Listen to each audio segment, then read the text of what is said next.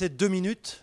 Il était prévu que nous entamions cet atelier à 15 h. Nous sommes donc à peu près à l'heure et je vais me méfier du temps puisque le dernier atelier que j'ai animé ici, c'était lundi dernier, a débordé d'une demi-heure. Je ne faisais pas attention, donc on essaiera de maintenir le temps d'une heure et demie afin que ceux d'entre vous qui ont des trains, peut-être pour rentrer, etc., puissent avoir leur train et ne pas peser sur le CCFA en frais d'hôtel exorbitants à la fin de la journée. Merci à tous d'être présents aujourd'hui à cet atelier du mondial intitulé « Les métiers de la filière automobile, comment s'y préparer ».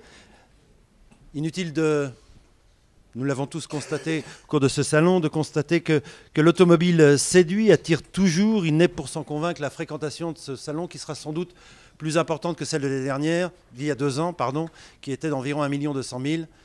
Elle sera supérieure. L'automobile séduit un public toujours jeune, en quête de rêves, quasiment toujours de rêves et de projets,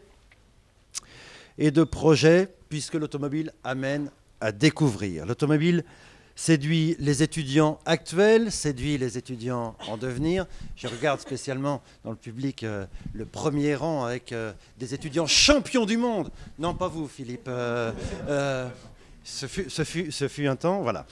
Des étudiants qui préparent la voiture de demain, une voiture qui sera plus économique, plus écologique, plus confortable, plus sécurisante, plus communicante aussi, et qui se dessine, cette automobile, chaque jour. Les services qui l'accompagnent se dessinent également chaque jour. La production, elle se doit, elle, d'être toujours plus rapide, toujours plus performante, toujours plus fiable. La production de modèles devant d'ailleurs atteindre les 100 millions dans le monde d'ici quelques années, d'ici la fin de la décennie, si on en croit quelques études sorties récemment avant ce mondial. Autant dire que le secteur a grand besoin de bras, a grand besoin de tête, de bras et de tête aussi bien faits que bien faites, et aussi bien pleins que bien pleines. C'est l'objet de cet atelier, adapter, promouvoir ces métiers pour répondre aux besoins d'une industrie, certes plus que centenaire, mais plus que jamais d'avenir. Autour de ce plateau, pour cet atelier, j'accueille tout d'abord mesdames. Alors je vais commencer par excusez-moi madame, mais par le plus difficile, Nathalie Gminder. Alors il faut parler dans le micro puisque nous sommes filmés et que, voilà. Si vous voulez que vos propos soient entendus. Gminder. Gminder, voilà, c'est ça. Voilà, ma prononciation est à peu près exacte. Vous êtes manager, donnez votre titre parce que votre titre est aussi long et compliqué que votre nom. Non, je suis manager European Affairs and Communication, donc affaires européennes et communication, chez CLEPA, donc c'est le comité de liaison européen des équipementiers de l'automobile, donc l'acronyme français que notre association porte. Et c'est basé à Bruxelles, fondé en 1959 et plus que 113 membres d'entreprise. Voilà. Merci madame. À côté de moi, Christiane Brugnot, vous êtes responsable du lien formation et emploi. Et nous disions juste avant de commencer, vous me diriez de quoi il s'agit exactement, précisément, et surtout au public qui est là aujourd'hui. Alors, je suis au ministère de l'Éducation nationale, de l'enseignement supérieur et de la recherche, à la direction qui s'occupe d'enseignement supérieur et d'insertion professionnelle. Et donc, dans cette direction, je suis responsable du département du lien formation-emploi. C'est-à-dire, en gros, dans la conception des formations, tout ce qui touche au marché du travail et aussi aux besoins économiques. Donc, on fait le lien, évidemment, avec tous les établissements, puisque l'enseignement supérieur est complètement décentralisé en France. Chaque établissement crée ses propres diplômes, mais on travaille avec l'ensemble des partenaires professionnels sur des accords, des conventions, sur les besoins en compétences au niveau national pour aider les établissements après à décliner cela en fonction des besoins qui se manifestent sur le terrain. Voilà, et votre rôle est très important, nous le verrons au cours de cette discussion. À côté de moi, de l'autre côté de moi, oui, on va commencer par les femmes, excusez-moi monsieur Bladevi, on va commencer par les femmes. Brigitte Doriat, vous êtes inspectrice générale de l'éducation nationale. Oui, mais actuellement sous-directrice des lycées et de la formation professionnelle tout au long de la vie. Donc j'ai en charge aussi bien les bacs généraux que technologiques et professionnels. Au sein de notre sous-direction, nous assurons aussi le secrétariat général des CPC, donc tout ce qui est définition des diplômes professionnels.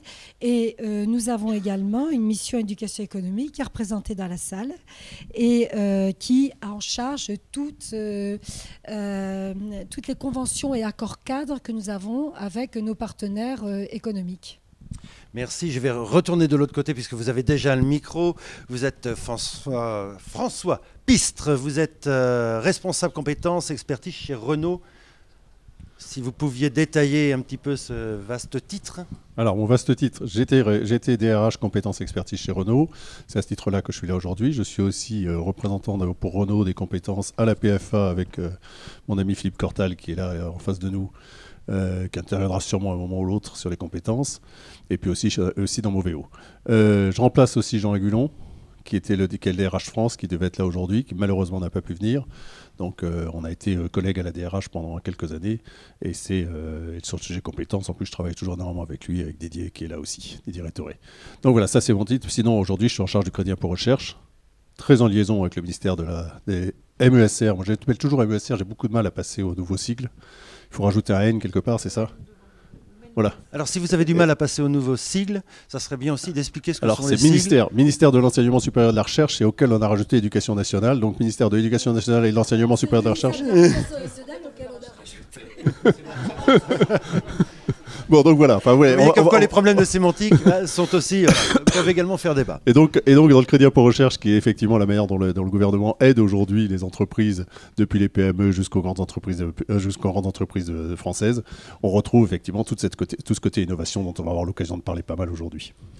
Je me retourne de l'autre côté avec Stéphane Delalande, directeur des partenariats scientifiques de PSA Peugeot Citroën. Bonjour. Oui, bonjour. Un petit peu comme vos camarades sur ce plateau, définir un petit peu votre action. Mon activité, donc en fait j'ai plusieurs casquettes au sein de PSA parce que je suis aussi... ça marche pas. Si, ça marche. Je suis aussi expert matériaux pour le groupe PSA et leader des groupes des experts auprès des experts matériaux de UCAR, donc de tous les constructeurs automobiles européens. Alors les partenariats scientifiques chez PSA, donc c'est tous nos partenariats de recherche avec les universités, que ce soit nationales et internationales. Voilà. Donc on construit les programmes de recherche en fonction des objectifs long terme du groupe PSA. Et à côté de vous, Pierre Blazevich, bonjour monsieur, vous dirigez l'école d'ingénieurs internes à l'université Versailles-Saint-Quentin en Yvelines. Oui, aujourd'hui je suis là parce que je dirige une école qui possède une spécialité d'ingénieur qui est très très liée à la filière automobile. Donc j'ai assuré le montage et le démarrage d'une filière mécatronique en apprentissage, très soutenue par les équipementiers et la FIEV et les deux constructeurs qui sont à cette table. Merci de cette présentation. Avant de rentrer vraiment dans le vif du sujet, nous allons évoquer l'attrait de cette filière automobile. C'est une filière qui séduit et c'est un tour de table. Vous aviez le micro et vous avez moins parlé que les autres. Donc Pierre Blazevich, ah non, ça vous ennuie terriblement. Vous savez, vous êtes là un petit peu pour parler. Dernière petite chose, je préfère ce système-là. Si vous avez des réactions, des commentaires, des questions à poser à nos témoins sur le plateau, n'hésitez pas et faites-le pendant la discussion. Le faire à la fin, on a oublié le fil de la discussion, c'est beaucoup moins pertinent et c'est une discussion qui se veut riche, qui se veut éclairante. Donc si vous avez des questions, si vous avez des commentaires, si vous avez des témoignages, n'hésitez pas, levez la main et voilà, enfin, je ne sais pas comment on procède, mais enfin il n'y a aucun souci. Soyons simples et essayons d'être pratiques, pragmatiques. Voilà. Donc pour commencer, Pierre Blazevich, puisque vous aviez le micro et vous souhaitiez commencer, nous parlions des atouts séduction de cette filière automobile. La filière automobile, et vous êtes un des témoins de la chose, évidemment. Moi, je suis effectivement tributaire de la séduction, enfin un bénéficiaire de la séduction, parce que quand vous dirigez une filière qui reçoit des candidats Bac+2 pour s'inscrire dans une formation de 3 années, si vous les préparez à des métiers pour travailler dans des filières industrielles qui ne sont pas attirantes, qui ne séduisent pas, vous n'allez pas avoir de candidats. eh bien, je peux témoigner, la filière automobile attire. Et qu'est-ce qu'on leur vend aux jeunes? On a, par la chance, enfin, on a beaucoup d'images. Et les temps actuels sont extrêmement propices à montrer des choses qui ne sont pas nos produits. Alors, on est souvent, parce que moi je suis universitaire, bien sûr, une école d'ingénieurs, c'est universitaire. Les constructeurs, les équipementiers nous donnent en fait des images magnifiques, des produits magnifiques à montrer, que ce soit dans les fonctions. Hein, vous avez pour la sécurité maintenant des fonctionnalités d'évitement d'obstacles ou de sécurité pour rester sur des lignes, mais vous avez tellement de choses enfin, dont ils pourront vous parler mieux que moi, et ça, vous l'expliquez, vous le montrez, vous le décomposez, mais là, c'est vendeur. Vous pouvez faire venir des jeunes qu'on peut attirer, on peut expliquer pourquoi. Le jeune est passionné au départ. Le jeune, l'étudiant qui postule à vos cours est passionné, initialement est passionné. Alors pas que dans la mienne, il y a beaucoup d'autres écoles qui sont dans cette thématique, mais c'est relativement facile d'expliquer parce qu'il y a un support technologique très, très visible et très imagé, surtout ces dernières années. C'était peut-être moins vrai il y a 3 ans. En 3 années, on a vu l'éclosion de nouveaux projets qui étaient probablement dans les cartons depuis très longtemps, mais qui sont arrivés à une maturité technologique que l'on peut montrer, qui sont soit dans les véhicules très haut de gamme ou qui vont sortir dans les mois qui viennent. Stéphane, vous qui êtes côté constructeur, vous sentez cet attrait des jeunes pour la chose automobile? Alors l'attrait des jeunes, on l'a. Enfin, moi je reçois par les activités de recherche, quand on lance des thèses, où on a toujours beaucoup de candidats qui veulent venir travailler dans l'automobile. Après, ce qui est plus compliqué, pour continuer sur l'attrait, c'est qu'on a la chance d'avoir un produit qui est à la fois un produit grand public et qui est un produit de sport. Donc on a un produit qui fait rêver. C'est un peu comme l'aéronautique. En fait, l'aéronautique, il y a le transport, mais il y a aussi les avions de chasse. Donc on a toujours un produit qui fait rêver les gens. Parce qu'on peut faire vroom vroom, on a des stylistes qui nous font des très belles voitures, hein, qui dessinent des très belles voitures. On a aussi des voitures fonctionnelles. Tout le monde y trouve son intérêt. Le côté écologique, le côté sportif, le côté se déplacer tous les jours. Et ça fait rêver les jeunes. Et pour exemple, donc on reçoit énormément de candidats, ne serait-ce que par UNIF PSA, puisqu'on a eu un atelier. Faut pas que je parle de trop, c'est ça? Si, vous pouvez parler de tant que vous voulez, mais je pense que notre intervenant, voilà. Faut avoir une vue d'ensemble aussi, vous voyez. Ouais. Voilà. Merci de nous avoir rejoints et on excuse évidemment les embouteillages sur le périphérique. Le périphérique ou autre, je ne sais pas où vous étiez. Les voitures ne volant pas encore. Voilà, ne volant pas encore. Et pourtant vous y connaissez. Voilà, je vous prie de bien vouloir accueillir autour de cette table Damien Biraud. Vous allez vous présenter, puisque tout le monde s'est présenté avant que vous arriviez, donc vous allez connaître absolument personne, mais au bout d'1 heure et demie, je vous assure, vous connaîtrez tout le monde. Et vous êtes fondateur dirigeant de Paris Électrique. Je vous en prie de présenter un petit peu votre activité. En 1 heure? Non, vous avez 2 minutes, vous avez le temps qu'il vous faut. Bonjour à tous, excusez mon retard. En fait, c'est pas seulement le périphérique, je venais depuis Calais.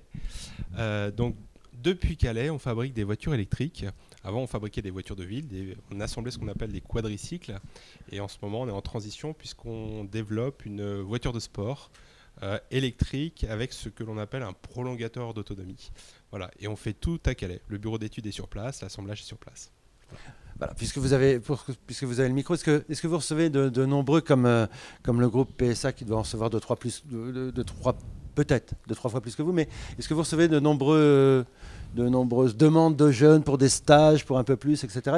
Est-ce que vous sentez un réel attrait pour le travail que vous développez dans le Nord? Alors, chez nous, c'est un petit peu particulier parce que la notoriété est un petit peu inférieure à celle de PSA, très nettement. Légèrement.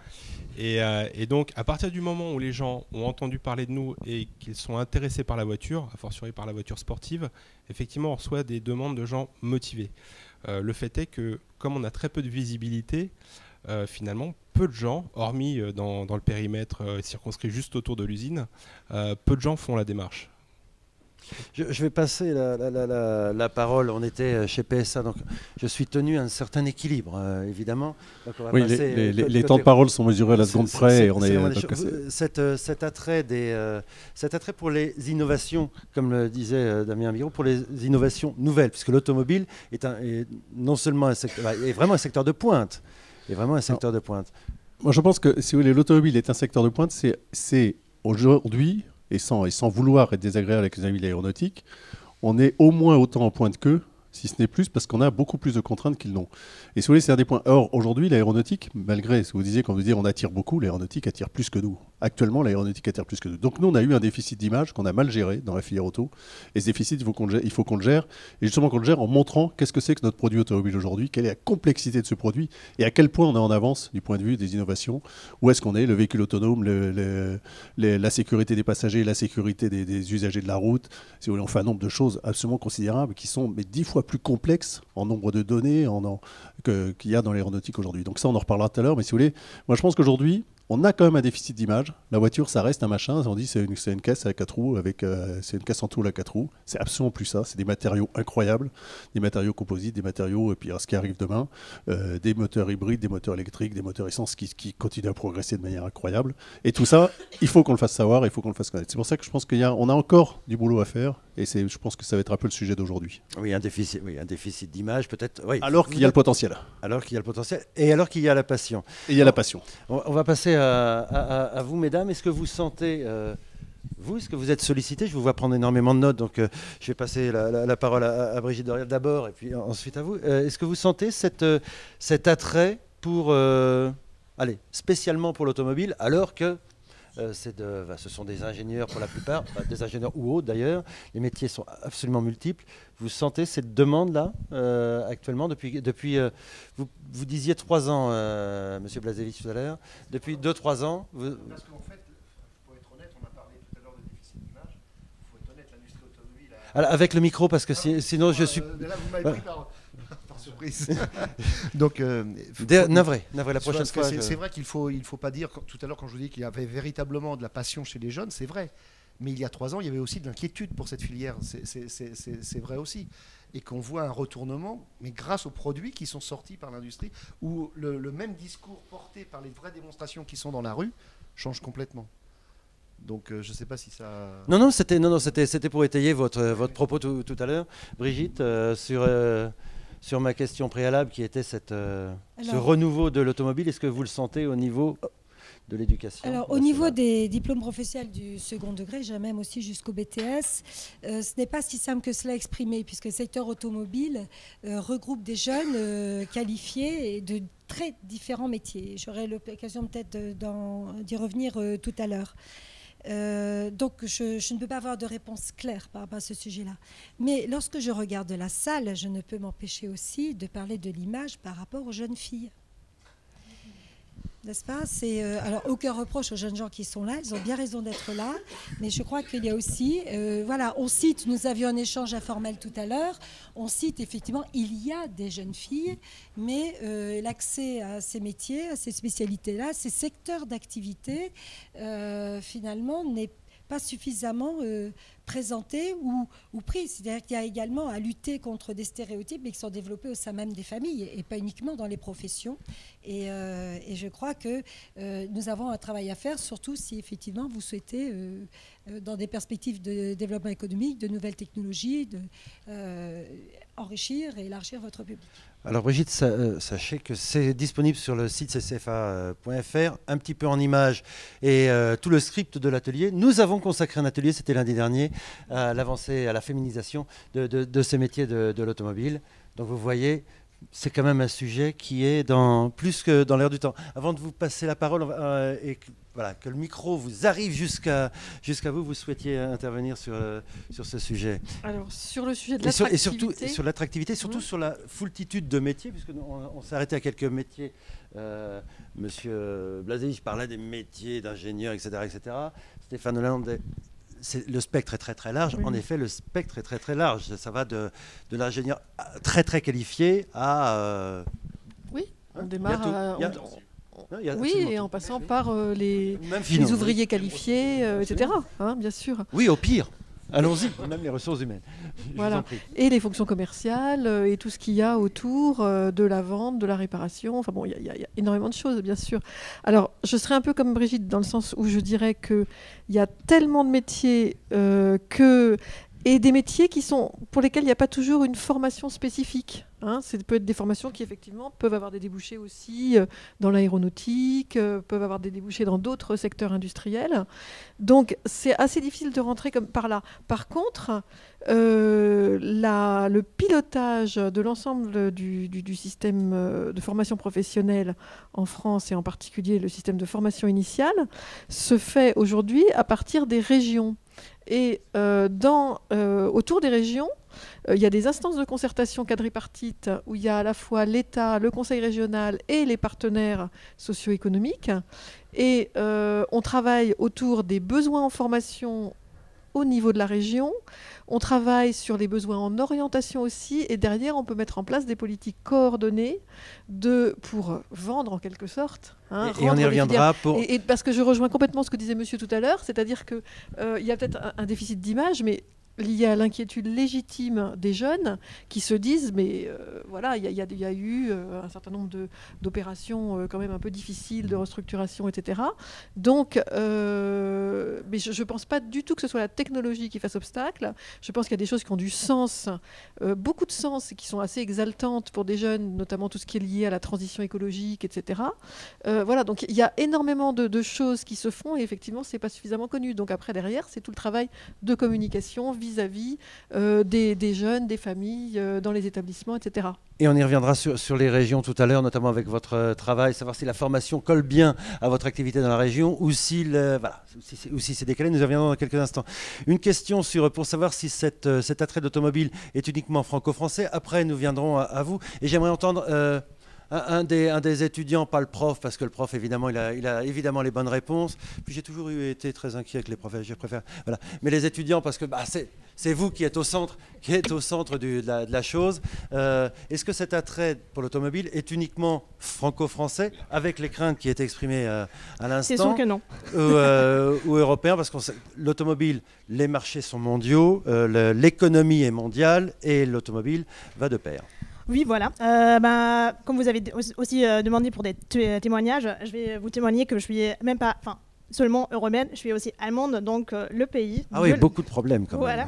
Donc, faut certainement souligner que l'attractivité de l'automobile est encore en hausse, en Allemagne encore en hausse.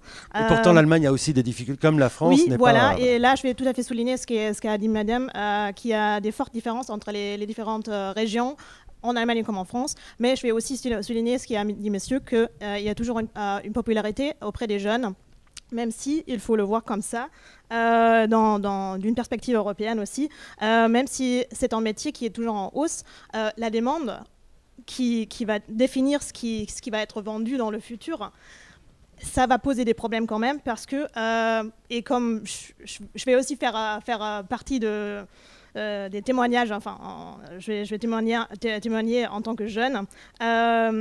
L'image de l'automobile, c'est un peu difficile parce que, notamment aujourd'hui, on perçoit qu'il y a la mobilité urbaine, elle exige et facilite en même temps la combinaison des différents modes de transport.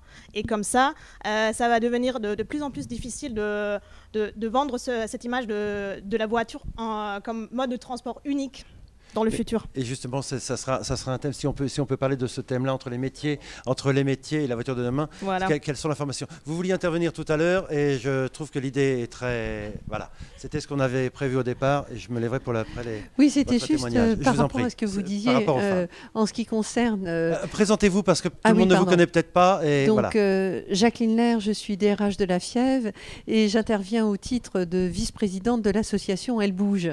Donc, nous avions d'ailleurs, la semaine dernière, accueilli plus de 120 jeunes filles. Ici, les fameux colliers, les fameux foulards roses que vous avez dû remarquer tout au long du salon. Et c'est vrai que notre action s'adresse à ces jeunes filles qui sont dans les écoles d'ingénieurs, ou qui vont se prédestiner à des écoles d'ingénieurs, à des cursus donc techniques et technologiques, mais qui n'ont pas finalement encore fait le choix de leur orientation générations futures. Et c'est grâce aux marraines ingénieurs chez les équipementiers automobiles, puisqu'ici je parlerai uniquement de la partie automobile, et chez les constructeurs, qui font que donner une image, une concrétisation un peu réelle par rapport au métier d'ingénieur, parce que ingénieur, c'est un peu un métier global qui a peu de représentativité concrète, et ce qui fait que de plus en plus, on a une attirance et moins de différence entre l'acceptation donc au sein d'une équipe, que ce soit des femmes ou des hommes, l'essentiel étant la compétence et le talent. Alors c'est vrai qu'une fois qu'on a dit ça, ça paraît simple, néanmoins il reste encore du travail à faire, mais on a énormément progressé, sachant qu'évidemment du côté des écoles, il doit encore y avoir un certain nombre de travail pour casser les stéréotypes et démontrer que finalement tous ces opportunités ne sont pas exclusivement réservées à des hommes, mais qu'elles sont bien la panacée de l'universalisme à la fois, que ce soit en termes de conception, de fabrication, de commercialisation ou de fonctions transverses. Combien de jeunes filles vous sollicitent? Chez les équipementiers, c'est 30% de femmes. C'est 30%, et vous, Stéphane, parce que vous avez le micro. En sollicitation, je pense que j'ai quelqu'un qui peut me donner la réponse, parce que on a quelqu'un d'Unif PSA ici qui doit savoir à peu près combien, parce que je vous en prie.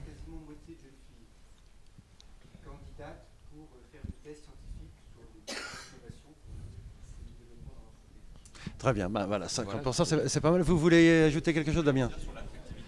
15 secondes, simplement avoir le témoignage. Voilà, je vais me lever, ça doit aller jusqu'au bout. Voilà.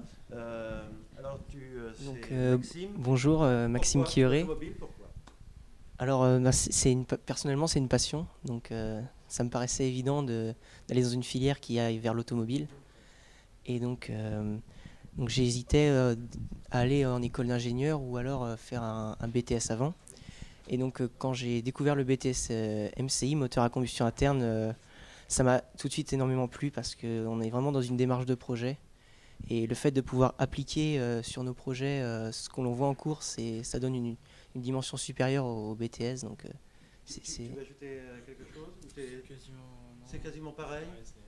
Très bien.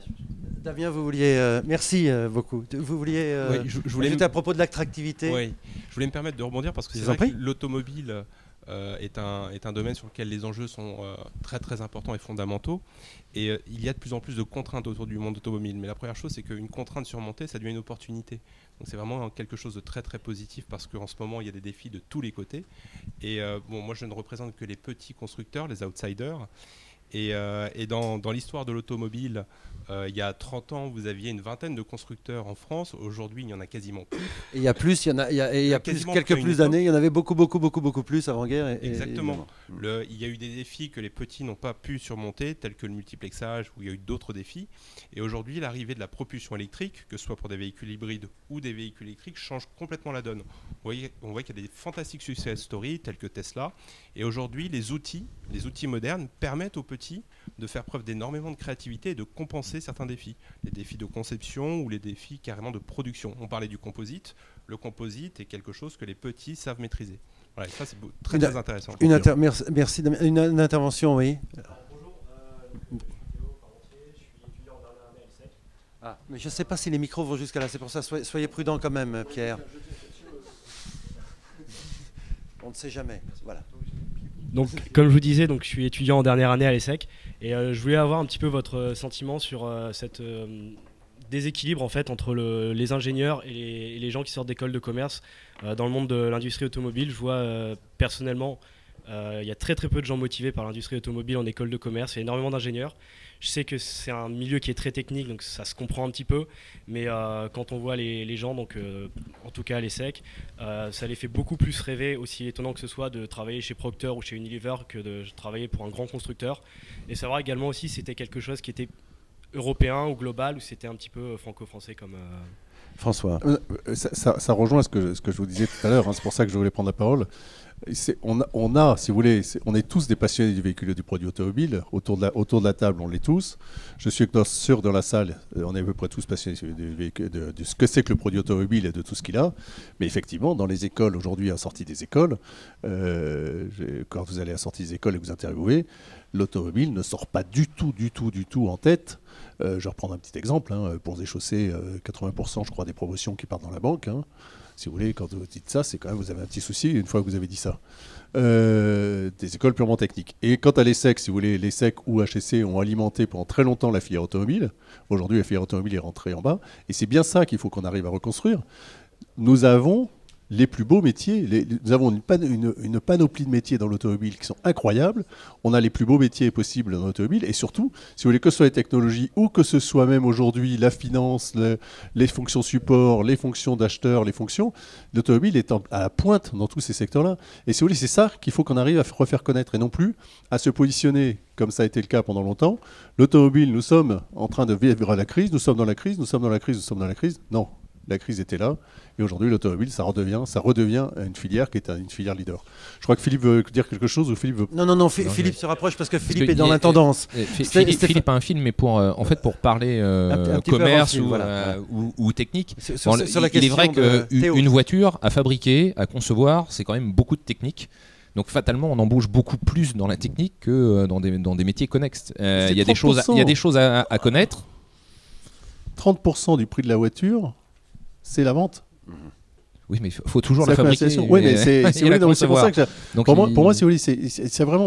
Mais pour bien vendre une voiture, il faut également que les voitures soient bonnes, donc il faut qu'elles soient conçues, etc. Voilà. Vous souhaitiez intervenir, Christiane, avant de passer justement le petit film. Christine, parce que vous m'avez cassé mon effet avec le petit film. Donc, vous savez, on a travaillé énormément avec Philippe. Non, mais j'ai vu ça. Philippe et Marie-Claude, voilà.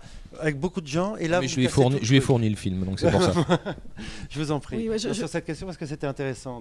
Oui, non, je suis incapable de vous donner des statistiques globales de qui va vers quel secteur. Là, j'ai pas les données avec moi. Mais par contre, effectivement, je pense qu'il y a une évolution qui se fait, moi je dirais presque un peu à la britannique. Il faut faire attention à ça. Parce que je dis britannique parce que je connais bien le système britannique. Et on est dans une espèce de domination, effectivement, l'attractivité se fait vers le conseil, vers la banque, vers la finance, etc., pour ceux qui se forment dans ces métiers du management. Et pas seulement, puisque les Britanniques, ils sont capables d'embaucher quelqu'un qui a fait de l'anthropologie pour aller faire du marketing ou de la finance. Et il faut qu'on fasse attention parce qu'on a un outil industriel, effectivement, en France qui est beaucoup plus important et intéressant que ce qui reste, je dirais, aux Britanniques. Et donc, de ce point de vue-là, on a intérêt à travailler avec les écoles, mais même bien en amont, sur l'image de la filière. Là, on est vraiment sur des enjeux amont très, très importants. Je rejoins donc ce que vous disiez. Voilà, vous parliez de l'image de la filière et ça tombe, si ça ne vous dérange pas, mais juste après, on parle de l'image de la filière, mais la filière se prend quand même en charge elle-même. Et allez, voici un petit clip de séduction et après on vous passera la parole. Je ne suis pas sûr que ce soit un clip, c'est vraiment un clip technique. Un petit clip, oui, mais c'est quand même l'attractivité de la chose et c'est fait pour vous. Voilà, cette vidéo présente une vision prospective de l'automobile. Il y a des écrans de l'autre côté, je vous vois tous tourner la tête de ce côté-là, mais il y a aussi un écran de l'autre côté. Il y a le pilier.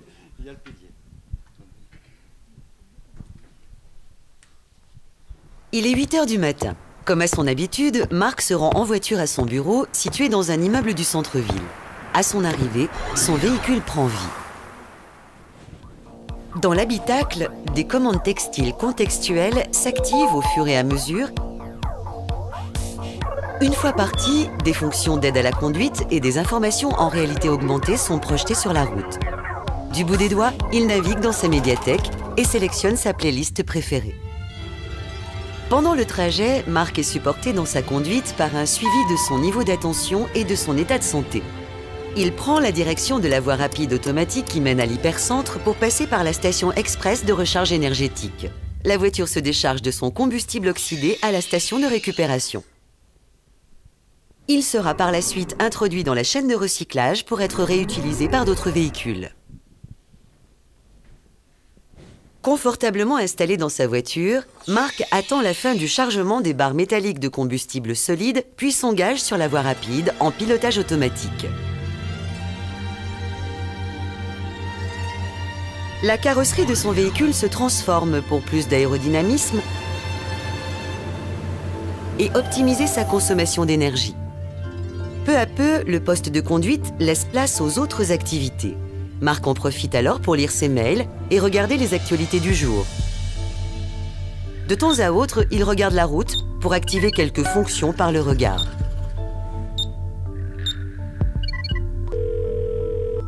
À l'approche de la sortie, il revient au mode manuel d'un coup d'œil et confirme son choix d'un signe de tête. Une fois entré dans l'hypercentre, son véhicule est informé d'une place de stationnement disponible à proximité de son bureau. Marc sort de sa voiture pour la laisser se garer toute seule au parking. Quelques instants après, un message de confirmation l'informe de la localisation de son véhicule. Serein, il marche en direction du bureau.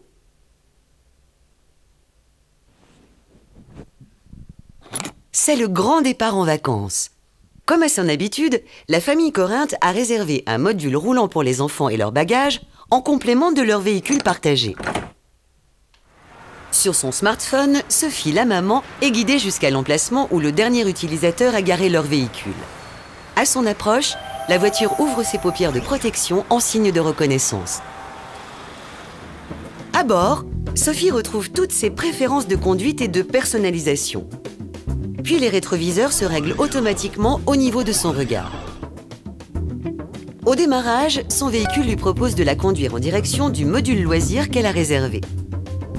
Arrivée au hub central, son module partagé se raccorde automatiquement au module complémentaire qu'elle a réservé. Une fois les bagages chargés et les enfants installés, la petite famille traverse la ville dans le but de rejoindre la voie automatique.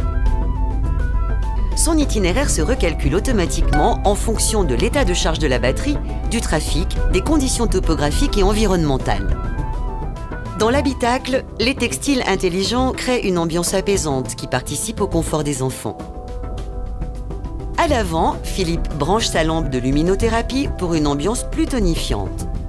L'intensité de la lampe s'adapte automatiquement aux autres sources lumineuses du véhicule afin de ne pas éblouir Sophie. En entrant sur la voie rapide, la voiture passe en mode autonomie maximale. Le système de communication intervéhicule s'active pour optimiser le trafic et se connecter au réseau social multimédia. Des applications ludo-éducatives s'affichent sur la tablette tactile de Philippe. Il bascule des vidéos vers les écrans textiles à l'arrière du véhicule. Tous les appareils électroniques des passagers sont alors utilisés pour supporter la puissance de calcul nécessaire au système multimédia. 2 heures plus tard, la famille décide de faire un arrêt sur une aire de repos. Sophie se gare à proximité d'une borne électrique, tandis que la batterie du véhicule se recharge. Philippe prend connaissance des options d'échange énergétique sur le réseau. En raison de la forte chaleur, le véhicule ferme ses paupières protectrices pour conserver la fraîcheur de l'habitacle. À table, Sophie jette un œil sur le verrouillage des 2 modules roulants depuis l'interface véhicule sur son smartphone. Tout va bien. 15 minutes plus tard, la petite famille décide de repartir. En route pour les vacances.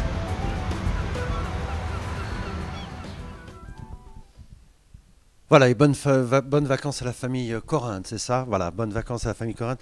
Ce petit film pour montrer la diversité et tous les métiers et compétences qui sont nécessaires pour développer la voiture de demain. Avant de rentrer dans ce sujet-là qui est passionnant et qui est le thème de cet atelier, juste un petit mot parce que c'est la voiture de demain et vous travaillez sur cette voiture de demain quotidiennement, évidemment comme chez Renault et PSA, mais enfin, vous c'est très récent. Qu'est-ce que ça vous inspire, ce petit film?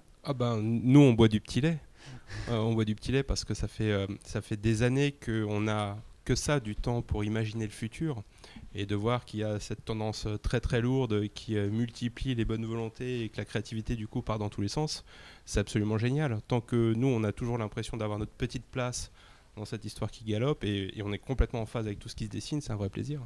Voilà, alors pour développer cette voiture de demain, il convient d'avoir des compétences et vous avez mis, je vais et ensuite Pierre, si vous le souhaitez, mais vous avez mis concrètement des outils en place au sein des lames multiples. Je pourrais retrouver les noms. Je vous donnerai les noms. Formidable, formidable. Parce que évidemment, quand on parle de demain, il y a forcément des noms un petit peu compliqués, sinon ça ne fait pas demain. Non, il faut pas dire ça. Le futur se prépare simplement, c'est pas moi qui l'ai dit. Et ça fonctionne. Et ça fonctionne. Il y a depuis quelques années, la chose fonctionne plutôt bien. Expliquez-nous d'abord quels sont les outils que vous avez mis en place. Alors, je vais revenir sur le film. Comme on voit sur le film, puisque c'est quand même la base, tout ce qui est présenté sur ce film-là, c'est des activités de recherche qu'on suit et qu'on travaille avec des universités. Alors on voit que ça adresse des champs technologiques et scientifiques très divers et variés, et en plus dans des métiers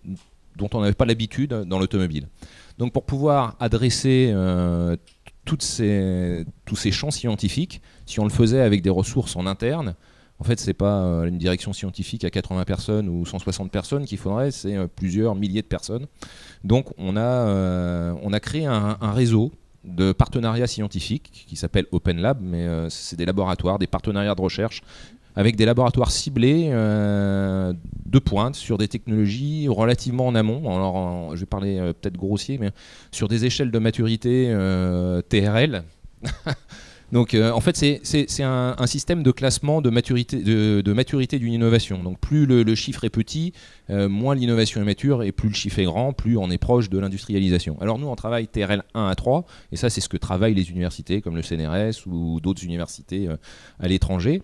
Et on a créé en fait par champ, par domaine scientifique, des partenariats privilégiés avec ces universités, ces labos de recherche, pour pouvoir travailler, faire rentrer le maximum d'innovation et d'idées en amont, et pour pouvoir isoler celles qui seront le plus prometteuses, le plus en rupture, qui nous permettront de faire justement la voiture de demain. Alors il y a des choses ici, on a l'impression que c'est de la science-fiction, mais c'est pas de la science-fiction. Faire du combustible solide, il y a longtemps qu'on propulse des fusées comme ça, des particules dispersées d'aluminium qui s'auto-inflamment avec de l'oxygène, ça existe.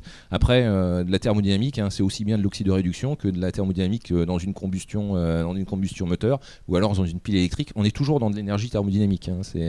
Donc l'idée, c'est de trouver la bonne voie et celle qui sera le plus apte à être durable, parce que brûler du carburant pendant des décennies et des décennies, on sait bien que ça ne se fera pas, puisque en fait on est dans un système quand même fermé, pour revenir à la thermodynamique, et on ne peut pas faire d'entropie sur un système fermé. Non, c'est pour ceux qui font un peu de technique. Non, mais ça c'est le deuxième principe de la thermodynamique. Donc nos Open Labs, ils sont majoritairement implantés en France. On a 10 Open Labs en France, même un Open Lab d'intelligence économique, puisqu'il faut bien préparer le futur. On a un Open Lab aussi de design, et on a des partenariats privilégiés des types Open Lab en Chine, parce qu'on ne peut pas tout à fait construire les mêmes partenariats avec la Chine et en France. Puis on est aux États-Unis et en Amérique du Sud. Donc aux États-Unis, on est avec le MIT et la California Institute of Technology, pour ceux à qui ça parle. Donc, et en Amérique du Sud, sur tout ce qui traite des biocarburants et adaptation aux biocarburants. Et d'autres partenariats encore plus, mais ça va parler plus aux universitaires. On a même des partenariats avec l'Institut Néel, qui est un institut propre du CNRS, très amont, sur tout ce qui est optoélectronique, puisqu'on croit beaucoup en fait à des nouvelles formes de communication à l'intérieur du véhicule, d'éclairage. Vous avez mis ces structures en place il y a quelques années. On a commencé, ça fait 3 ans. Enfin, rapidement, quels sont les résultats? Quels sont les premiers résultats concrets? Une jolie bande dessinée, mais... Oui, mais c'est des résultats concrets en fait, parce qu'on a des démonstrateurs qui sont liés à ça, qui ont été montrés pour certains il y a à peu près 1 an, puisqu'on réunit notre réseau tous les ans, donc une année en France et une année en Chine, puisqu'on a quand même beaucoup de partenariats avec la Chine. Et l'année dernière, on a montré des démonstrateurs justement à des journalistes. Donc je ne sais pas qui était, mais il y a eu des articles dans la presse où on montre des démonstrateurs qui se touchent. Donc l'activation par le regard, on peut faire, c'est quelque chose qui existe. Des tissus contextuels où on arrive à mettre des capteurs dans les tissus, des capteurs de mouvement. Là, on est beaucoup sur la réalité augmentée, hein, parce que on sait projeter une image à l'infini, hein, pour que le regard ne soit pas fatigué.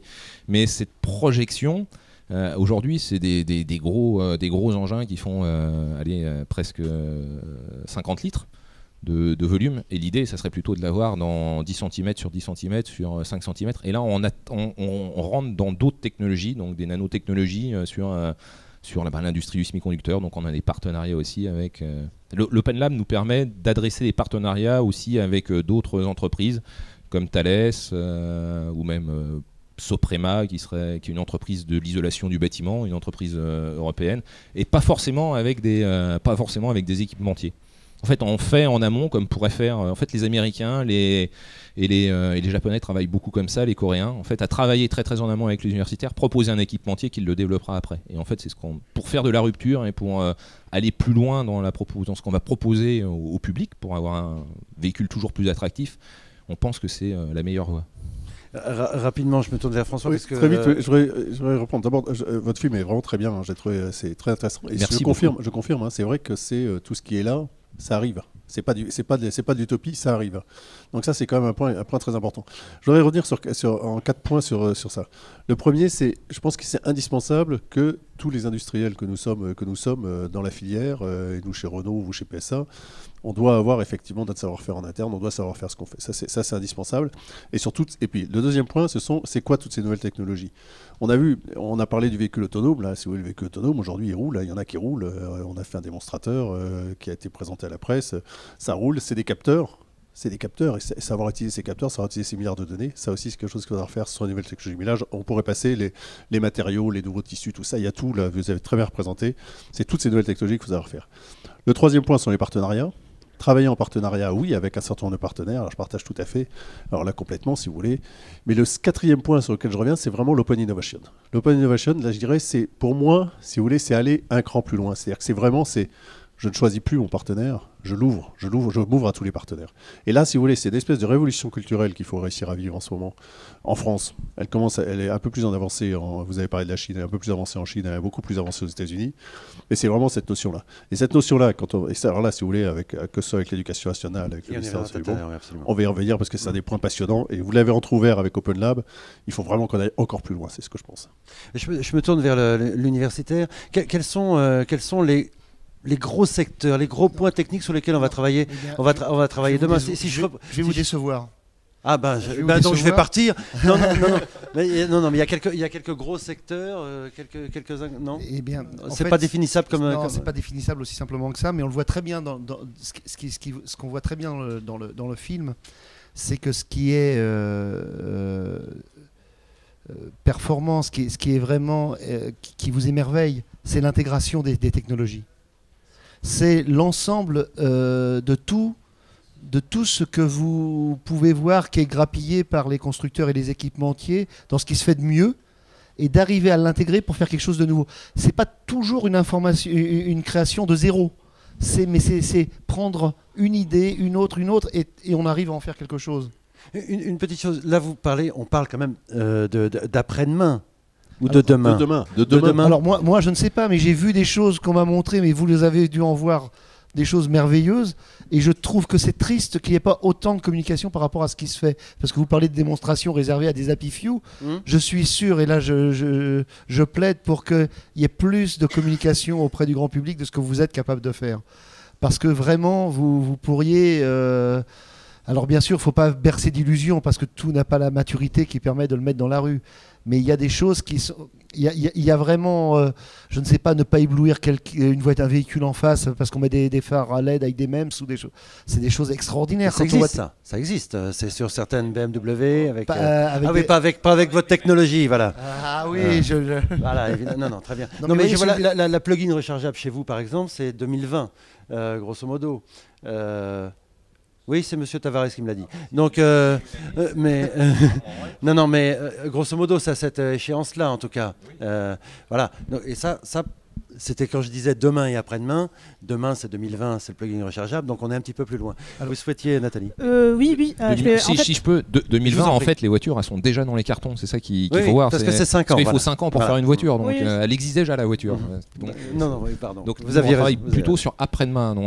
Mais après-demain, c'est les métiers d'aujourd'hui, en fait, qu'il faut former. C'est parce que si on forme des gens pour la voiture de demain, il sera déjà trop tard, en fait. Absolument. C'est un très bon slogan pour les jeunes en formation professionnelle. Ça, c'est un très bon. Voilà. C'est le métier d'aujourd'hui. C'est formidable. C'est très bien. C'est très bien. On se partagera le truc, j'étais là. Je vous en prie, Nathalie. Et après, monsieur, vous souhaitiez vous exprimer. Oui, je vais juste tout court confirmer ce qui a été dit et je vais apporter encore quelques chiffres que j'ai récupérés des analystes, des pronostics qui prévoient une croissance du marché des véhicules autonomes et donc des technologies de la conduite assistée, ce qui a été aussi dans la vidéo, de 25 milliards de dollars, mais en 2020 et de 57 milliards en 2025. Et il faut le voir comme ça, en 2014, donc actuellement, aujourd'hui, on est à 6 milliards. Donc c'est une croissance de plus que 400% pour 2025 déjà. Il faut s'imaginer ça. Donc il va falloir investir ces 400%, non seulement sur la... mais... Pour développer cette technologie, il va falloir des bras et des têtes. Monsieur, oui, vous souhaitiez. François Sudan, programme de litre au 100 à la PFA. Moi, je vais me faire volontairement iconoclaste parce que je suis plutôt compétent sur le domaine technique. Mais j'ai bien aimé la question tout à l'heure en parlant d'hommes de marketing et je pense que l'automobile a besoin d'hommes de marketing. Et on le voit très bien dans ce film, c'est que la technique, pour moi, doit être un moyen mais pas un but. Et au jour d'aujourd'hui, on voit bien qu'il y a des technologies qui ont raté leur marché. Je pense aux véhicules électriques. Véhicule électrique, je pense, a raté son marché, alors qu'il a des qualités extraordinaires et que les gens qui roulent en véhicule électrique vous disent c'est fabuleux parce que j'ai du couple à bas régime et donc j'ai une voiture hyper dynamique, j'ai une voiture silencieuse. Mais la voiture ne se vend pas. Bon, je ne veux pas rentrer dans le débat, mais je pense que soit la technologie n'est pas mûre, soit le client attend autre chose. Et pour moi, pour qu'un constructeur soit rentable, et ce n'est pas le cas vraiment des constructeurs français à l'heure actuelle, il faut absolument qu'il y ait une étude très claire des demandes du client. Alors je pense que le véhicule autonome répond très clairement aux attentes, et je pense de la jeune génération. C'est que finalement, quand je suis dans une voiture, je m'embête, j'ai envie de continuer à utiliser mes moyens multimédia. Et vous avez raison de dire la jeune génération, parce que nous, dans une voiture, on aimait conduire. Enfin, absolument, ça a changé. Et donc moi, mon plaisir dans la voiture, c'était, et d'ailleurs, je roule dans un cabriolet ancien. Pourquoi ? Parce que j'ai envie d'avoir les rares cheveux qui me restent un peu échevelés, et puis le vroom-vroom, et puis le plaisir de conduire. Mais je pense que la nouvelle génération n'est pas dans cet état d'esprit-là. Donc attention, je pense que le film était très bien parce qu'il montrait tous les avantages de la mère de famille, de sa capacité à contrôler que sa voiture n'a pas été cambriolée, que son sac à main n'a pas été volé, qu'elle est toujours bien fermée, qu'il n'y a pas eu de hacker, encore que ça n'a pas été démontré dans le film. Mais voilà, je pense pour moi que la technologie doit être un moyen, non pas un but. Après, c'est un vecteur d'image. On voit bien les constructeurs allemands qui, dans le premium, en profitent. Ça leur permet de sortir. C'est le marketing que vous évoquiez tout à l'heure avec. Mais je pense très sincèrement, les hommes de marketing, venez dans l'automobile, on a besoin de vous. Merci beaucoup. Simplement, sur le mondial, monsieur, 15 secondes, une petite question, parce qu'après je vais oublier, alors que vous pouvez, vous voyez, j'imagine. Non, une petite question, il y a 3 voitures sur le mondial des constructeurs français, il y a Léolab pour vous, il y a les 2 litres chez vous, ça a été développé, on est en 2014, 2009, vous n'aviez pas encore toutes ces structures mises au point. Vous voyez ce que je veux dire ? En 2009, vous n'aviez pas toutes ces structures de recherche. Ce ne sont pas des voitures aussi intelligentes que celles qui seront là demain. 2 litres au 100, où je pense la vôtre vôtre aussi, Léolab, puisqu'on pareil, on a des projets communs avec Renault. Renault fait mieux quand même, elle est 1 litre. Ouais. Après, tout dépend comment on les calcule. Si c'est de bonne guerre. C'est lui qui l'a dit, c'est pas vrai. On peut toujours les calculer. Non. Et puis on peut l'essayer, je l'ai essayé d'ailleurs. Voilà. Là, quand même, non, je voudrais revenir, si vous voulez. Il faut bien distinguer. Tout à l'heure, vous avez employé tout à l'heure la phrase les métiers d'aujourd'hui, ce sont les voitures d'après-demain, ou les compétences d'aujourd'hui sont les voitures d'après-demain. C'est tout à fait vrai. Si vous voulez, l'espèce de réveil qu'il y a eu sur la capacité à faire des automobiles, et je rejoins ce qu'a dit François, c'est vrai qu'on parle beaucoup de technologie, on parle beaucoup d'innovation, mais c'est quand même l'objectif, c'est d'arriver à savoir quelles sont les innovations qu'on va faire pour les voitures de demain. Si on attend, François, c'est là où je partage qu'à moitié ce que tu dis, si on attend que le marketing nous dise qu'est-ce qui va se passer dans 10 ans, je te promets là, je suis que là, on prend 10 ans de retard sur nos amis au 3-1. C'est juste un point de détail. On a quand même intérêt à réfléchir à la technologie, à savoir qu'est-ce qu'on est capable de faire et que de travailler avec le marketing, pas derrière le marketing. Mais ça, c'est un petit point de détail. On pourrait revenir aussi sur le véhicule électrique, mais c'est une autre question. Mais c'est une autre question, voilà. On y reviendra après. Non, mais honnêtement, pour terminer là-dessus, si vous voulez, c'est clair. Là, on a montré dans ce véhicule de litre 100, si vous voulez, les constructeurs français s'étaient mis dans une espèce d'attentisme en disant on fait des voitures qui sont très belles, qui sont très bien, qui sont etc. Et puis on s'était mis dans une espèce d'attentisme. On a montré qu'on n'était pas attentiste, qu'on était capable de faire ça. On l'a montré, PSA, Citroën et Renault, Peugeot, Citroën et Renault, on l'a fait tous les trois. On a fait sous l'égide de la PFA, hein, sous l'égide de François qui a piloté ça, qui a piloté les trois constructeurs là-dessus. Donc il ne faut pas l'oublier. C'est quand même. Donc on l'a fait. Et on est allé le plus loin possible chacun de ce qu'on savait faire. Nos trois véhicules sont très différents. On a fait des choses très différentes, mais chacun avec des innovations. Et au lab, on a cherché à pousser au maximum tout ce qui était allègement. On a mis un paquet de matériaux. On a mis de l'aéro. On a mis tout ce qu'on savait faire. On a mis toutes les briques qu'on savait faire. On a dit voilà, ça, on est capable de le faire demain. Ça, on est capable de le faire après-demain. On est capable de le faire dans un an. Et on a, je ne sais plus combien, 23 briques ou sur les briques technologiques Antibis, il y en a 23 qui vont être dans la prochaine Clio. Donc c'est demain. Là, on est dans le demain. On a dit ben voilà, on est capable de le faire. On y va. Maintenant, on avance. En plus avec de nouvelles énergies, le rechargeable et tout ça. Donc on y est allé. Et c'est finalement ce déclencheur. Vous y êtes allé avec les équipementiers parce que voilà, c'est ce déclencheur en disant. C'est vraiment un conglomérat d'innovation. C'est exactement. Voilà. Ce que j'allais dire, c'est on a dit maintenant toute la filière auto française, montrez ce que vous savez faire. Montrez ce que vous savez faire, mais montrez ce que vous savez faire concrètement. C'est-à-dire demain et après-demain. Et c'est parti. Et vraiment, ces trois véhicules, il faut les regarder comme ça. C'est-dire que c'est comment est-ce que finalement la France se réveille. En fait, c'est une synthèse de savoir-faire, mais c'est pas des véhicules qui ont été développés dans un schéma classique de développement. C'est des prototypes roulants, quoi. Donc voilà, c'est dans ce sens-là qu'il faut les avoir. Tous les trois, avec des choses qui vont être appliquées. Voilà, c'est ça qu'il faut savoir. On va aller, monsieur, vous voulez réagir dans ce que je cherchais à dire tout à l'heure, mais je cherchais à me rappeler votre phrase. Voilà. Donc la technologie d'aujourd'hui, ce sont les compétences d'hier. Je vous en prie, monsieur. Alors on va pas vous entendre. Alors je vais me lever. Là, le micro va. Voilà. Venez, puis voilà, venez. Voilà. Oui, c'est pareil de toute façon, autant qu'à fait le mien. Oui, juste bien demain après-demain, Jean-Pierre Lisée, voiture ancienne. Donc monsieur, dans 10 ans, c'est vous, hein, c'est vous. Dans 10 ans, il ne peut plus rouler. Les belles voitures qui sont là-bas, dans 10 ans, ils ne roulent plus. Je m'adresse à l'éducation nationale, plus aucune formation mécanicien. Je parle de mécaniciens, ils n'ont pas de porteur de valise. Voilà. Merci beaucoup, monsieur, parce que c'était absolument... Non, mais c'était pas prévu. C'était absolument pas prévu. Et là, il faut que je m'arroge un petit peu de la gloire du truc. C'était absolument pas prévu. C'était absolument pas prévu, mais c'est une transition très bien trouvée. Voilà, je vous en prie. C'était la transition que je voulais faire. Donc Pascal Costa, moi je suis inspectrice générale à l'éducation nationale dans le groupe sciences et techniques industrielles. Et donc le thème de cet atelier, c'était les métiers. C'est toujours le thème. Et on a beaucoup parlé de constructeurs, de chercheurs, d'ingénieurs, de marketing. Et il me semble que l'automobile ne se résume pas à ces métiers. Il y a des constructeurs, il y a des équipementiers, il y a des sous-traitants. Il y a quand même beaucoup de domaines qui sont touchés par la filière automobile. Et d'autres niveaux à l'éducation nationale sont concernés, les niveaux 4, 5... aussi, et je pense qu'il ne faudrait pas les oublier. Et pour répondre à monsieur, il y a quand même une filière très importante à l'éducation nationale qui correspond à la maintenance des véhicules. On forme des mécaniciens, rassurez-vous, il y en a 10 000 par an qui sont formés, donc ils existent. Hein.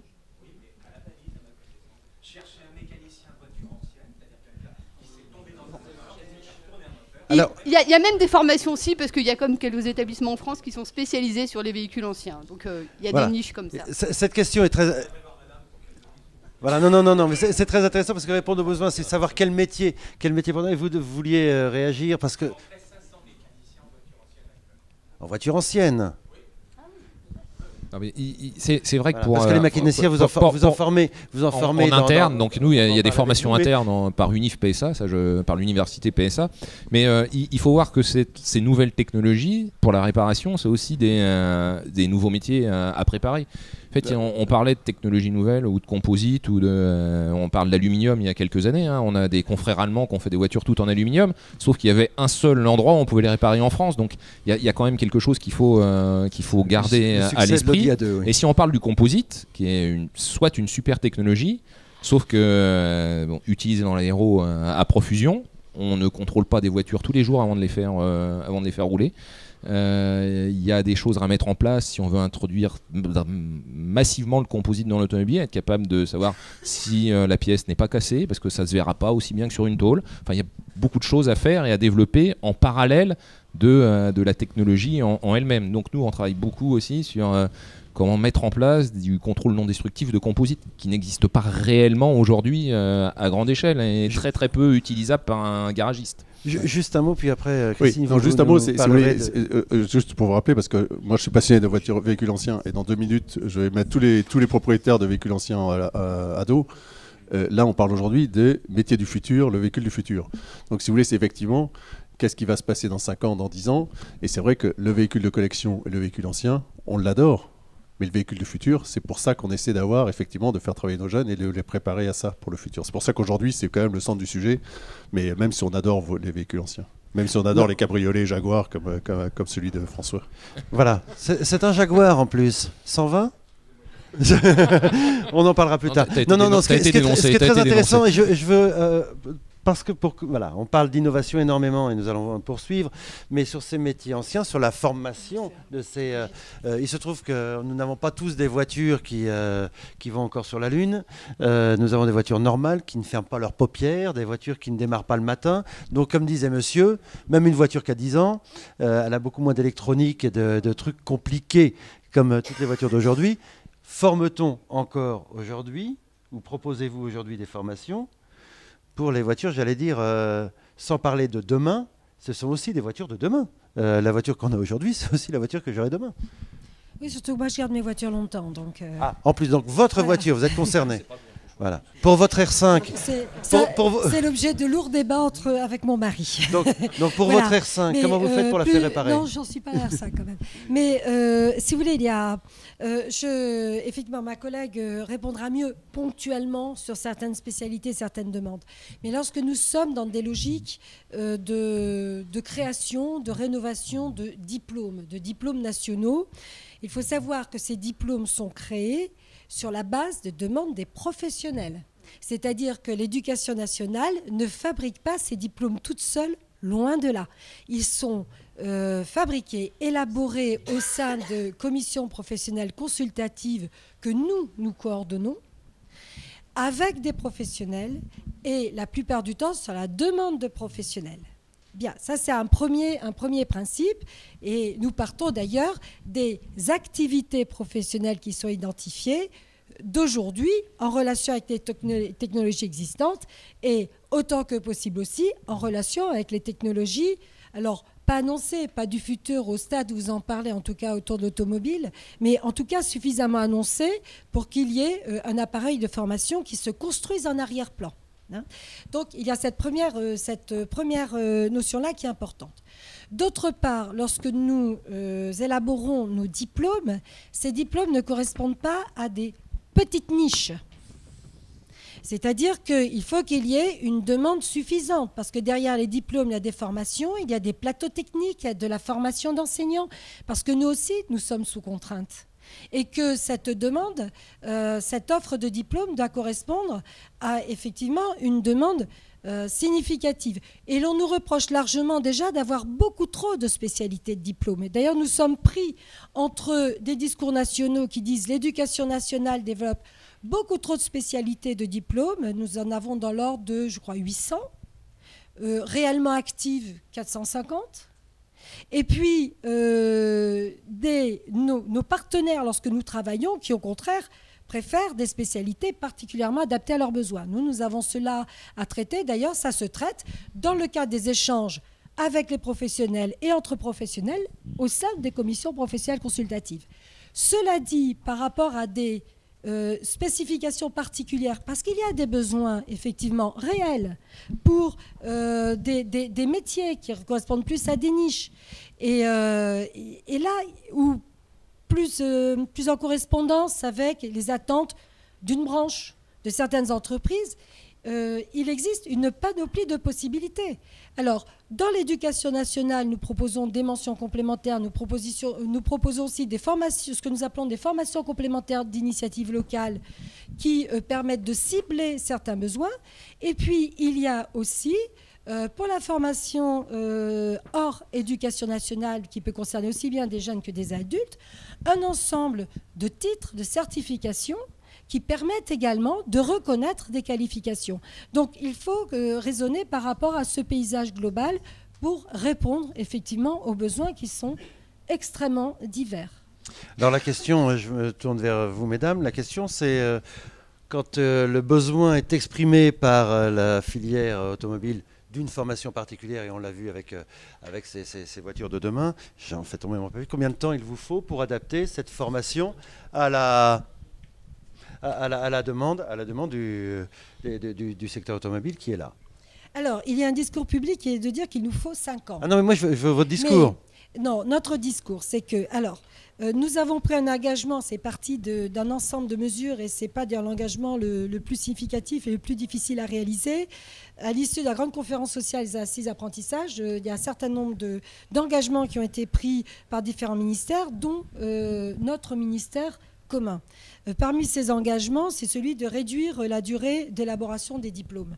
Bon, notre durée moyenne est de 18 mois. Et nous avons pris un engagement de durée moyenne de 12 mois. Moins, on ne peut pas. Moins, on ne peut pas parce qu'il y a effectivement ces temps outre le temps de description d'activité professionnelle, traduction en compétences, et ensuite ce que nous appelons des référentiels de certification, qui demandent quand même un beau travail de réflexion qui associe, j'insiste, professionnels et spécialistes de l'éducation. Voilà, donc nous pensons que nous pouvons en moyenne raisonnablement arriver à 12 mois, ce qui permettra d'accélérer le processus. Le sujet que nous avons, c'est celui de la montée pédagogique. C'est-à-dire que dans la voie professionnelle, lorsque nous formons pour des baccalauréats professionnels, lorsque nous formons des techniciens supérieurs, lorsque nous formons des jeunes de CAP qu'il ne faut pas oublier non plus, eh bien, entre la mise en œuvre, la rénovation et l'obtention du diplôme, il s'écoule 2 ou 3 ans. Et donc nous avons ce temps-là. Mais ce que je voudrais également dire, c'est que nous avons un corps enseignant en formation professionnelle qui ne travaille pas tout seul, qui travaille en relation étroite avec les entreprises, avec les branches, et qui n'attendent pas que l'éducation nationale ait rénové un diplôme ou créé un diplôme, mais c'est surtout en rénovation pour effectivement être à jour des compétences attendues, des évolutions technologiques. Et je voudrais juste ajouter un point également, parce que je parle beaucoup éducation nationale, mais en termes d'équipement, ce sont les régions qui équipent les établissements, et les régions investissent magnifiquement dans les lycées professionnels, ce qui fait que nous avons des plateaux techniques qui sont d'une très grande modernité et extraordinairement à jour. Alors un mot de François, puis après j'aimerais entendre l'universitaire sur le sujet. Non, juste pour confirmer, c'est-à-dire qu'effectivement, hein, on est déjà dans la salle quelques-uns là, à faire partie des commissions dont vous parlez, à représenter l'industrie, la filière, les professionnels. C'est tout à fait exact et je confirme, et c'est effectivement des chantiers considérables, mais ça marche. Et on souhaitait que cette discussion soit assez concrète. Il y a d'ailleurs le premier des résultats est attendu pour le septembre, à la rentrée prochaine, avec la création d'un BTS qui est l'un des premiers résultats, des premiers fruits de cette collaboration. Monsieur Pierre, vous le souhaitiez, parce que vous êtes quand même la cheville ouvrière de ce système. Moi, je suis le témoin de l'utilisation, mais alors pas dans le cadre d'un diplôme national. Parce que bien sûr, là, vous avez le dispositif national qui impose une certaine organisation au niveau des branches. Mais en fait, cette réflexion se fait aussi au niveau des diplômes d'établissement qui sont les diplômes d'ingénieurs. Nous, dans notre cas, par une démarche on va dire de réflexion politique, mon président d'université avait vu un tissu, on va dire, économique qui était à revivifier. C'est dit l'industrie, les équipementiers très mécaniques, rajouter de la valeur ajoutée, rajouter de l'électronique pour être simple. Hein. Et il a sollicité les industriels. Il a fait regrouper un comité métier avec une dizaine des constructeurs, des équipementiers, tout ce petit monde avec des universitaires à plancher pendant 2 ans peut-être à peu près. 2 ans. Et après, donc vous allez vous parlez du concept et puis après on va jusqu'au programme. Donc il faut ce qu'il faut à la fin, il faut définir qui va enseigner, il faut trouver. Et à la fin, vous avez une création d'un diplôme. Donc c'est un processus, 1 année. Moi je suis admiratif que vous arriviez. Je trouve ça presque trop court. Je vous le dis franchement, presque trop court. Vous trouvez ça trop court aussi simplement en 5 secondes. En 5 secondes, je vais avoir du mal à vous le faire. Non, mais on met des tas de choses en place aussi. Enfin, en interne, il y a des formations internes qu'on met chez nous. Nous, on travaille avec nos Open Labs pour justement préparer ces formations dans les laboratoires, à faire des formations pour les gens qui sont en place chez PSA à l'heure actuelle.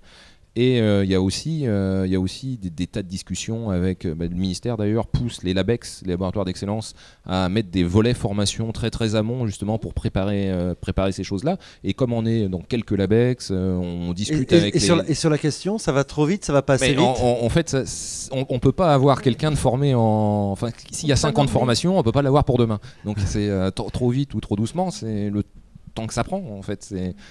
Et on peut pas changer, pour moi on peut pas changer les formations toutes les 5 minutes non plus quoi. Donc, parce qu'autrement ça a plus de sens. Alors je reprends le schéma de Pierre, j'ai oublié votre nom. Voilà.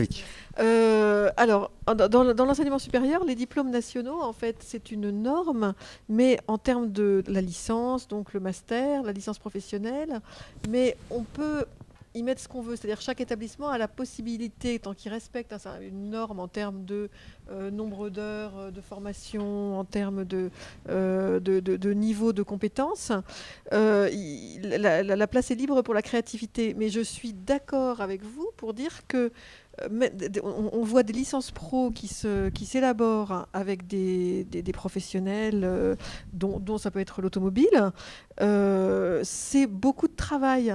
C'est-à-dire qu'à partir du moment où il y a un besoin qui a été repéré, même en travaillant au plus près avec les équipes enseignantes, etc., je pense qu'il faut minimum 1 an de travail, quoi. On voit après, il peut y avoir des prototypes qui sont mis en place et après affinés, etc. Alors, sur ces diplômes nationaux, c'est vrai que après, il faut qu'ils soient, maintenant on dit accrédités, on dit plus habilités parce que la procédure a changé. Enfin bref, en tout cas, il faut qu'ils soient reconnus au niveau national comme faisant partie, effectivement, comme répondant aux critères des diplômes nationaux. Il y a possibilité de faire des diplômes au niveau des établissements, où là, l'établissement... Alors, on n'est plus du tout dans la réglementation nationale. Donc, du coup, les frais, par exemple, d'inscription des jeunes, c'est l'établissement qui va devoir s'autofinancer. Donc, ça va être nettement plus cher, si on n'est pas dans le cadre d'un diplôme national. Dans le diplôme national, là, par contre, on est sur des frais d'inscription réglementés. Donc, on a un système extraordinairement pas cher par rapport à d'autres pays. Donc ça, il faut le savoir aussi. Voilà. Donc si vous voulez, il y a par rapport à des besoins pour dans 5 ans ou dans 10 ans ou des besoins pour demain, je pense qu'il y a intérêt à donner des formations les plus larges possibles en termes de base pour pouvoir évoluer très très vite en fait et travailler après aussi sur la formation continue. Parce que les diplômes de formation initiale, il y a quand même une zone incompressible là, de temps de conception.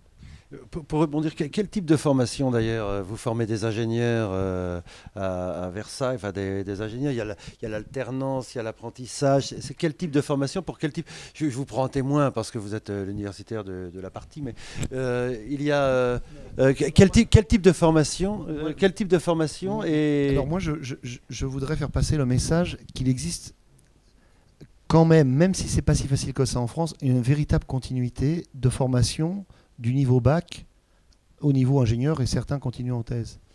Et moi, vous savez, dans tout métier, on a des satisfactions. Et ma plus belle satisfaction, c'est la lettre qui m'a été écrite par un de mes diplômés.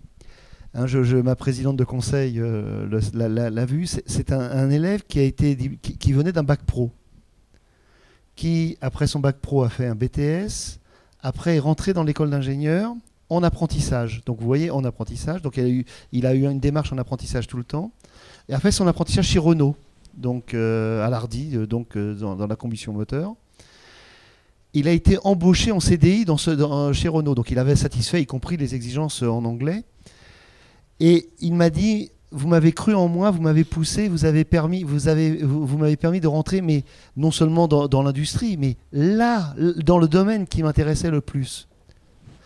Et quand on voit ça, on se dit, il y a quand même une vraie continuité. Quelqu'un a pu construire un projet professionnel depuis le bac. Il a commencé, il a travaillé effectivement dans les garages à faire de la maintenance auto. Donc vous savez, c'est vraiment important de dire aux jeunes, commencez et puis voyez jusqu'où vous pouvez aller. Alors, le temps passe très vite, et c'est un bel exemple, le temps passe très vite, mais j'aimerais qu'on dise un petit mot des formations des écoles intégrées, et après, quel métier, quelle est la résultante sur le terrain, mais des formations intégrées au sein des constructeurs. Oh, pardon, oui, ça fait 3 jours que j'ai oublié, je suis absolument désolé. Je vous en prie. Oui, le micro, ça serait pas... Vous pouvez vous rapprocher? Si, bien sûr. Votre micro. Faut qu'on entende votre question, s'il vous plaît. Voilà. Excusez-moi. Non, c'est pas grave. Bonjour, donc je m'appelle Romain Franzini, j'ai 22 ans. Moi, l'automobile, ça a commencé ici. J'avais 4 ans quand mon papa m'a emmené au mondial. Et depuis, j'ai toujours été fasciné par ce produit-là. Voilà, par contre, au niveau de tout ce qui était technique ou scientifique, très rapidement dans mon parcours scolaire, puis d'étudiant, ça n'a pas été ça. Donc en fait, ma question, c'est, en étant fasciné par le milieu de l'automobile et par ce produit, y a-t-il de la place, y a-t-il des métiers ou des formations, que ce soit dans les métiers connexes ou autres, pour des profils plus littéraires, plus généraux, plus artistiques et plus féminins? Parce qu'en ayant fait une filière générale, et en m'étant un peu informé, mais sans aller plus avant, j'avoue que l'automobile, jamais aucune information sur les formations automobiles, et je trouve ça un petit peu dommage. Merci. Oui. Voilà du concret, on voulait du concret, c'est du concret. La question n'est pas facile, hein. Elle est concrète, mais elle n'est pas facile. Hein. J'ai presque envie d'appeler Didier à la rescousse, mais c'est ce que vous venez de dire. Là, on a parlé en fait de compétences. Si vous voulez, on a parlé de formation spécifique à l'automobile. Quand on est spécifique à l'automobile, on parle du produit. On parle du produit automobile. On va jusqu'à la vente et jusqu'au marketing, mais on parle effectivement de ce produit, de ce qu'il est. Les métiers que vous décrivez sont les métiers de support et d'accompagnement d'automobile. C'est indiscutable aujourd'hui, hein, si vous voulez, alors, deux choses. D'abord, effectivement, quelqu'un éditeur, les fonctions RH, ce que vous décrivez sont des choses où tout l'accompagnement des métiers par les fonctions ressources humaines aujourd'hui, l'évolution des fonctions ressources humaines dans l'accompagnement des métiers, vous êtes en plein dedans dans ce que vous avez décrit. Mais il y a aussi tout l'aspect... Aujourd'hui, dans l'automobile, tout l'aspect santé, l'aspect qualité de vie dans l'automobile, qualité de vie autour de l'automobile, environnement, etc., qui ne sont pas seulement des ingénieurs et des scientifiques. Hein, c'est effectivement, alors effectivement, la formation littéraire pure et dure, si vous êtes spécialisé dans les lettres, dans les lettres du 15e, ça peut être un peu délicat. Mais on peut y trouver plein de choses intéressantes. Je ne citerai pas d'auteur, mais on peut y trouver plein de choses intéressantes. Voilà, bon, c'est en réponse. Votre question n'est pas facile. Je pense que, si vous voulez, en réponse, dans la filière automobile, je pense que vous avez aujourd'hui, tous les métiers sont présents dans la filière automobile. J'ai du mal parce que je ne le vois pas, il est juste derrière le poteau. Non. Mais c'est vraiment tous les métiers sont dans la filière automobile. Je crois que c'est vraiment le point clé, c'est le point clé. Et c'est une des rares filières où on a ça. Un petit mot de Christy, puis on reviendra à notre question. Oui. Et voilà. Oui, je voulais dire que là, on est typiquement effectivement dans une lacune a priori du système d'orientation en amont. Hein. C'est un peu ça que vous dites. Hein. C'est-à-dire que vous n'avez pas eu beaucoup d'infos en ayant fait une filière littéraire.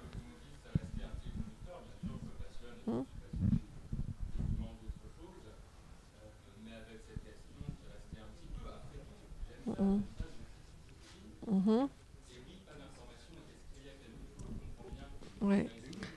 Alors, ouais, ça veut dire que là, il y a un déficit effectivement de communication et d'information vers les étudiants ou vers les élèves. À la fois sur le fait qu'effectivement, je dirais presque, il y a toutes les technologies dans l'automobile et il y a tous les métiers, comme vous disiez. Hein. Et ça, effectivement, ça ne se sait sûrement pas assez.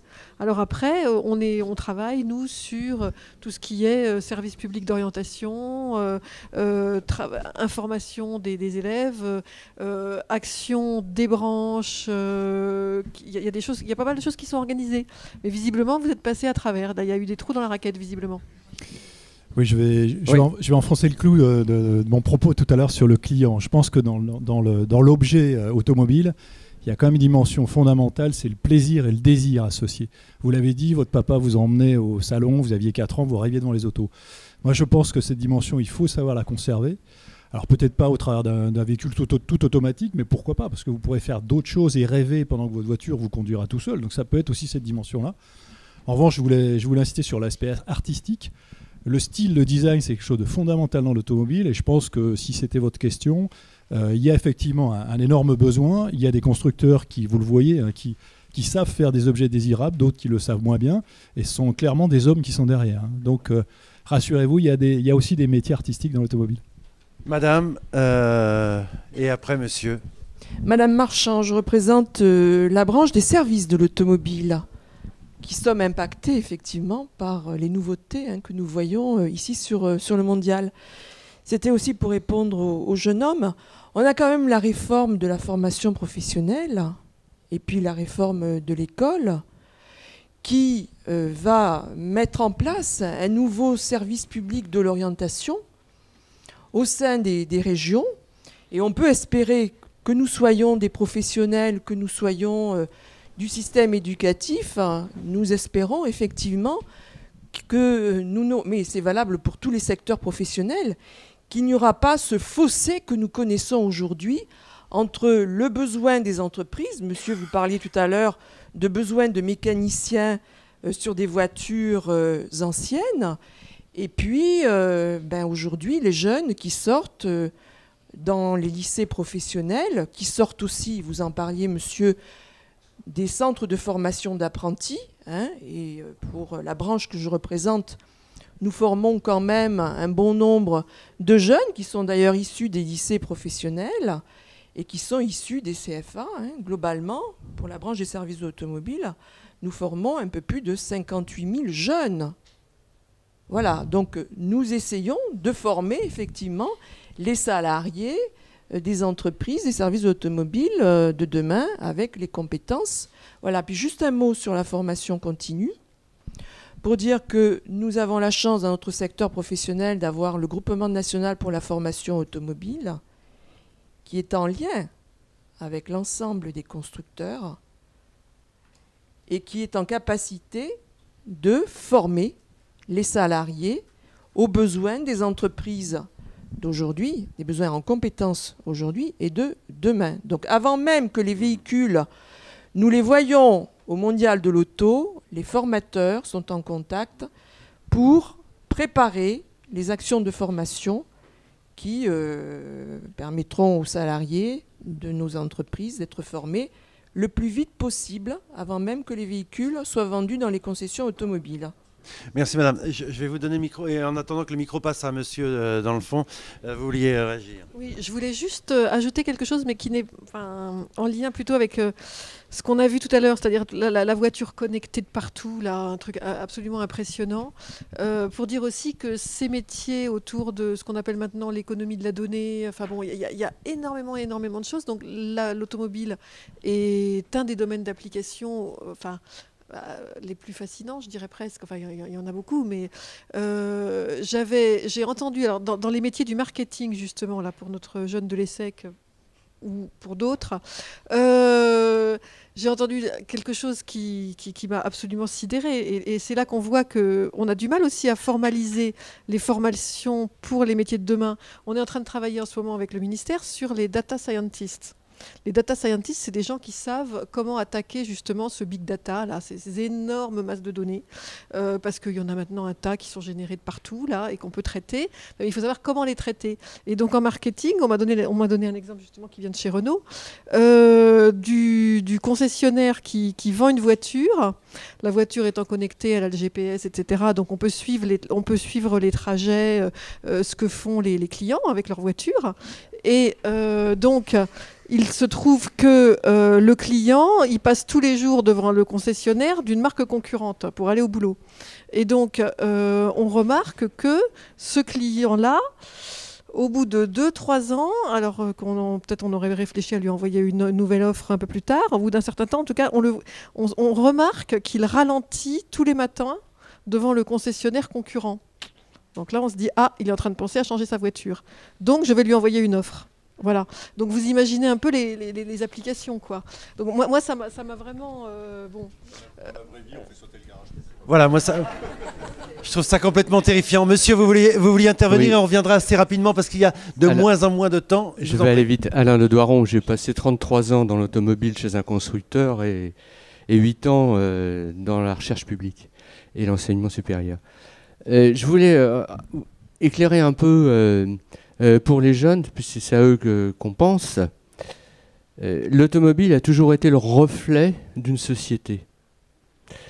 Lorsque Renault a été nationalisé, donc vous savez d'où je viens, a été nationalisé, c'était les systèmes électromécaniques qui produisaient. Ça correspond aux voitures anciennes. Maintenant, on parle de mobilité avec smartphone et suivi, etc. Donc, au milieu, il y a eu Toyota avec sa Lean Production. Donc, c'est vraiment complètement le reflet et contribue à structurer. Donc, en termes de spécialité qu'on peut embaucher dans une industrie automobile, j'ai embauché un géologue pour faire de l'environnement. Hein, c'est lui qui sait palucher les usines. J'ai eu la chance d'avoir un collègue anthropologue quand il s'agissait de travailler entre des Serbes, des Croates, des Slovènes, des Français, des Allemands en dessous. Il fallait décortiquer pour déminer le système. Mais ça a été pareil avec des Américains et des Français. Hein. On a un peu oublié avec les Japonais, c'était tellement différent, et les Français, on a fait un peu de sauce, tout ça, mais on n'est pas allé aussi loin. Donc il y a vraiment beaucoup de choses. Alors la vraie difficulté, c'est que les décideurs, les décideurs au niveau médian, au niveau supérieur, aient la connaissance des réelles formations, des réelles capacités des jeunes formés et leur réelle disponibilité. Et pour savoir à quoi pouvait servir, diable, un anthropologue. Bon. Ben, heureusement que le patron de la recherche de l'époque avait été patron du CNRS. Hein. Et donc il l'avait tellement embêté ça l'avait marqué, il savait quoi ça. Donc on est systématiquement là-dedans. Et de toute façon, alors là je vous donne un point de vue parfaitement personnel, les jeunes qu'on va former, ils seront peut-être dans l'automobile, après ils iront peut-être dans le nucléaire, ils iront dans l'aéronautique, ils reviendront dans l'automobile, etc. Donc c'est ce jeu-là. Et ça c'est excessivement important. C'est pour ça, et on n'en a pas parlé, et je m'arrête là, c'est pour ça qu'on n'en a pas parlé, que je trouve particulièrement intéressant la technique des chaires industrielles. Une entreprise s'engage sur 5 ans, recherche, développement, enseignement, ça va au niveau du DUT, hein, DUT, licence, master, etc. Et bon, après, s'ils sont vraiment intéressés, ils continuent. S'il n'y a plus besoin, ils s'arrêtent. Et ça, c'est vraiment quelque chose que j'aimerais bien voir se développer. Merci. On avait qu'une heure et demie. Philippe, tu veux intervenir? Oui, justement. Alors, je ne vais pas être long, mais c'est juste pour faire un lien. Donc, je suis responsable au niveau de la plateforme automobile, finalement, de tout ce qui s'occupe des métiers et des compétences. Et à ce titre-là, finalement, je constate que le travail que je mène depuis peu, en fait, mais qui devrait se concrétiser, c'est celui qui permettra de répondre aux questionnements que vous aviez, en tous les cas, sur les thèmes de il se passe quoi, comment je fais pour cheminer finalement lorsque je suis un jeune qui m'intéresse au métier de l'automobile, qu'est-ce qui existe, qu'est-ce qui s'offre à moi, c'est quoi le détail, pas seulement technologique, parce qu'effectivement on a eu un discours extrêmement tourné vers le futur de l'automobile dans ses projections techniques, hein, et donc on s'est soucié de faire en sorte qu'apparaisse le lien entre ce futur et comment on construit la compétence associée à ce futur. Mais juste un point, il existe aujourd'hui, pour justement porter une meilleure connaissance, et ça c'est la filière qui se prend en charge, et quand je dis la filière, c'est pas Peugeot, Renault, non, c'est l'ensemble des acteurs de la filière, et ça représente en gros 6000 entreprises derrière. Ces acteurs-là, ils se sont mis en ordre de marche pour mieux informer sur des sites, et vous verrez qu'à la sortie, il y a des plaquettes, alors je fais un peu de publicité, mais sur des sites qui s'appellent planèteautomobile.com, et qui ont comme but de décrire 80 métiers, qui sont environ 80 métiers, qui sont susceptibles de mieux faire comprendre à tout acteur étant intéressé par ces filières ce qui s'offre à vous. Et ce n'est pas seulement des métiers, vous verrez, du domaine de compétences techniques, ça va beaucoup plus loin, hein, et ça va jusque effectivement au recyclage de la voiture après qu'on l'ait entretenue et qu'on l'ait vendue. Donc on peut dire qu'au moins au titre de l'information, sachez que la filière a conscience de ce besoin à la fois d'informer, d'être toujours en réponse aux attentes qui sont formulées à la fois par des jeunes qui s'y intéressent, mais pas seulement, et qu'avec ce qui est dans un plan, on va dire, filière qui s'appelle un plan attractivité, on a entre autres capacité à vous informer, et dès votre sortie, si vous voulez regarder ce qui existe, vous verrez qu'on n'est pas que en train de parler de métiers qui sont portés par des ingénieurs. Voilà. Bon, Ok. alors, un complément de Brigitte en 5 mots. En 5 mots. Je vous invite à compter. On est un petit peu pris par le temps, j'aimerais bien qu'on tienne le temps. En effet, il est mieux d'être frustré un petit peu, comme ça on a envie d'en savoir plus et on ira vers le site qui est très très bien fait d'ailleurs et vous prendrez des informations et vous irez par vous-même. C'est mieux d'être frustré que d'aller jusqu'au bout du truc. Je vous en prie très rapidement et après j'aimerais bien avoir la concrétisation de vos efforts de formation avec Damien, je vous en prie. Alors, les services publics d'orientation est un sujet sur lequel tout le monde planche, entre autres le service public régional d'orientation. Mais ce n'est pas ça que je voudrais dire. On attend des personnes qui apportent un conseil en orientation, qu'il s'agisse de jeunes ou d'adultes, qu'ils soient capables de répondre à des besoins, par exemple des questions telles que celles que vous venez de poser. Ce qui laisse supposer que le conseiller en question a une image précise de tout ce qui existe, ce qui est absolument impossible, et je crois que ce qui se dit depuis tout à l'heure le démontre. Actuellement, nous développons, et nous allons essayer de réussir, parce qu'à l'Éducation nationale, nous sommes conscients de nos lacunes par rapport à l'orientation. Nous en sommes conscients, mais c'est un exercice difficile. Mais ce que nous essayons de faire, c'est que plutôt que d'apporter le conseil, c'est de développer une compétence à s'orienter. C'est-à-dire une compétence à aller chercher l'information en fonction du projet, de son profil, et ainsi de suite. Et qui doit permettre, effectivement, en s'appuyant sur ce que vous décrivez, de trouver les interlocuteurs, de poser ces questions et, il me semble, à ce moment-là, de mieux trouver la réponse. Ça ne veut pas dire que le jeune se débrouillera tout seul, mais ça voudrait dire qu'il se repérera mieux et qu'il saura mieux trouver ses interlocuteurs, mieux préciser sa demande et voire mieux aller chercher l'information là où elle est. C'est tout ce que je voulais ajouter sur l'orientation. C'est très bien, c'est un peu plus de 5 mots, mais c'était pas mal. Simplement, on parle de formation depuis une bonne demi-heure, peut-être un petit peu plus. Vous êtes un nouvel acteur. Est-ce qu'il est difficile de trouver, pour les métiers que vous proposez, les compétences que vous recherchez ? Alors, pour nous, c'est très difficile et ça part aussi d'un constat puisque finalement, il n'y a pas beaucoup de jeunes qui croient assez en la filière automobile et en la passion pour aller chercher le métier avec les dents. C'est-à-dire que nous, on a exposé sur plusieurs salons. Si vous tapez sur Google, on est connu et on reçoit des demandes par hasard parce que des jeunes passent sur notre stand et disent tiens, je vais déposer un CV, je ne vous connaissais pas, c'est génial. C'est-à-dire qu'il n'y a pas eu cette démarche de dire je veux faire ça, qui je pourrais aller voir pour aller faire ça. Donc ça veut dire qu'il y a peu de foi en le fait qu'ils pensent pouvoir réussir dans ce qu'ils veulent faire. Et la deuxième chose que je voulais dire par rapport à ce que monsieur disait tout à l'heure, moi je suis le résultat aussi d'une mauvaise orientation entre guillemets puisque je suis pharmacien à la base. Mais bon, c'était un choix, c'est-à-dire que je ne voulais pas partir vers mon domaine de passion. Bon, et ça, je suis revenu par la petite porte. Mais c'est juste pour dire que les métiers qui se dessinent demain sont beaucoup plus polyvalents et on aura beaucoup plus d'exigences. Nous, aujourd'hui, quand on est entre guillemets en conception ou en réflexion, vous allez partir de la mécanique, vous allez choisir les matériaux. Du coup, ça va même jouer sur le type d'électrochimie de batterie que vous allez utiliser. Ça va jouer à nouveau sur le poids du véhicule. Ça va jouer sur l'utilisation du produit. Et du coup, vous devez en permanence construire l'image du produit, le revoir, etc. Et il n'y a aucune spécialité qui permet de tout gérer. On a besoin d'énormément de créativité.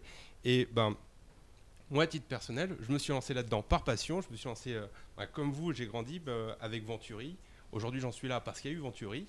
Et c'est ça, c'est-à-dire que le soir, on lit, on apprend, et c'est la passion qui tire, et donc il n'y a absolument rien de fermé. En attendant que des formations ad hoc existent, la formation, ça fait un petit peu à soi pour les métiers de demain. Et voilà. Une chose, quelle est la relation que vous entretenez justement avec les organismes de formation de votre région pour alimenter en cerveau, en bras, etc. votre entreprise ? Alors, les cerveaux et les bras ont fait quelques communications dans certaines écoles d'ingénieurs, de designers. Et ensuite, c'est les plus, entre guillemets, passionnés qui viennent faire des stages chez nous. Donc on est sur des stages très très classiques de 6 mois et on les prend quasiment tous. Eh bien c'est pas mal, si vous cherchez du travail, c'est pas mal. À savoir si, et pour savoir où aller, vous êtes la plus internationale d'entre nous. Ces métiers de l'automobile, c'est en France, mais comme on le disait initialement, et au début de ce... au début de cet atelier. Je suis ici en tant qu'européenne, pas en Voilà, tant vous êtes là en tant qu'européenne. Voilà. Les débouchés ne sont pas que franco-français, bien évidemment. Oui, d'abord je vous remercie beaucoup parce qu'en fait c'était très intéressant d'avoir cette perspective franco-française justement. Ça m'a fait. C'est le problème des Français, ça parle essentiellement de soi. Ça m'a fait réfléchir, mais aussi rire un peu.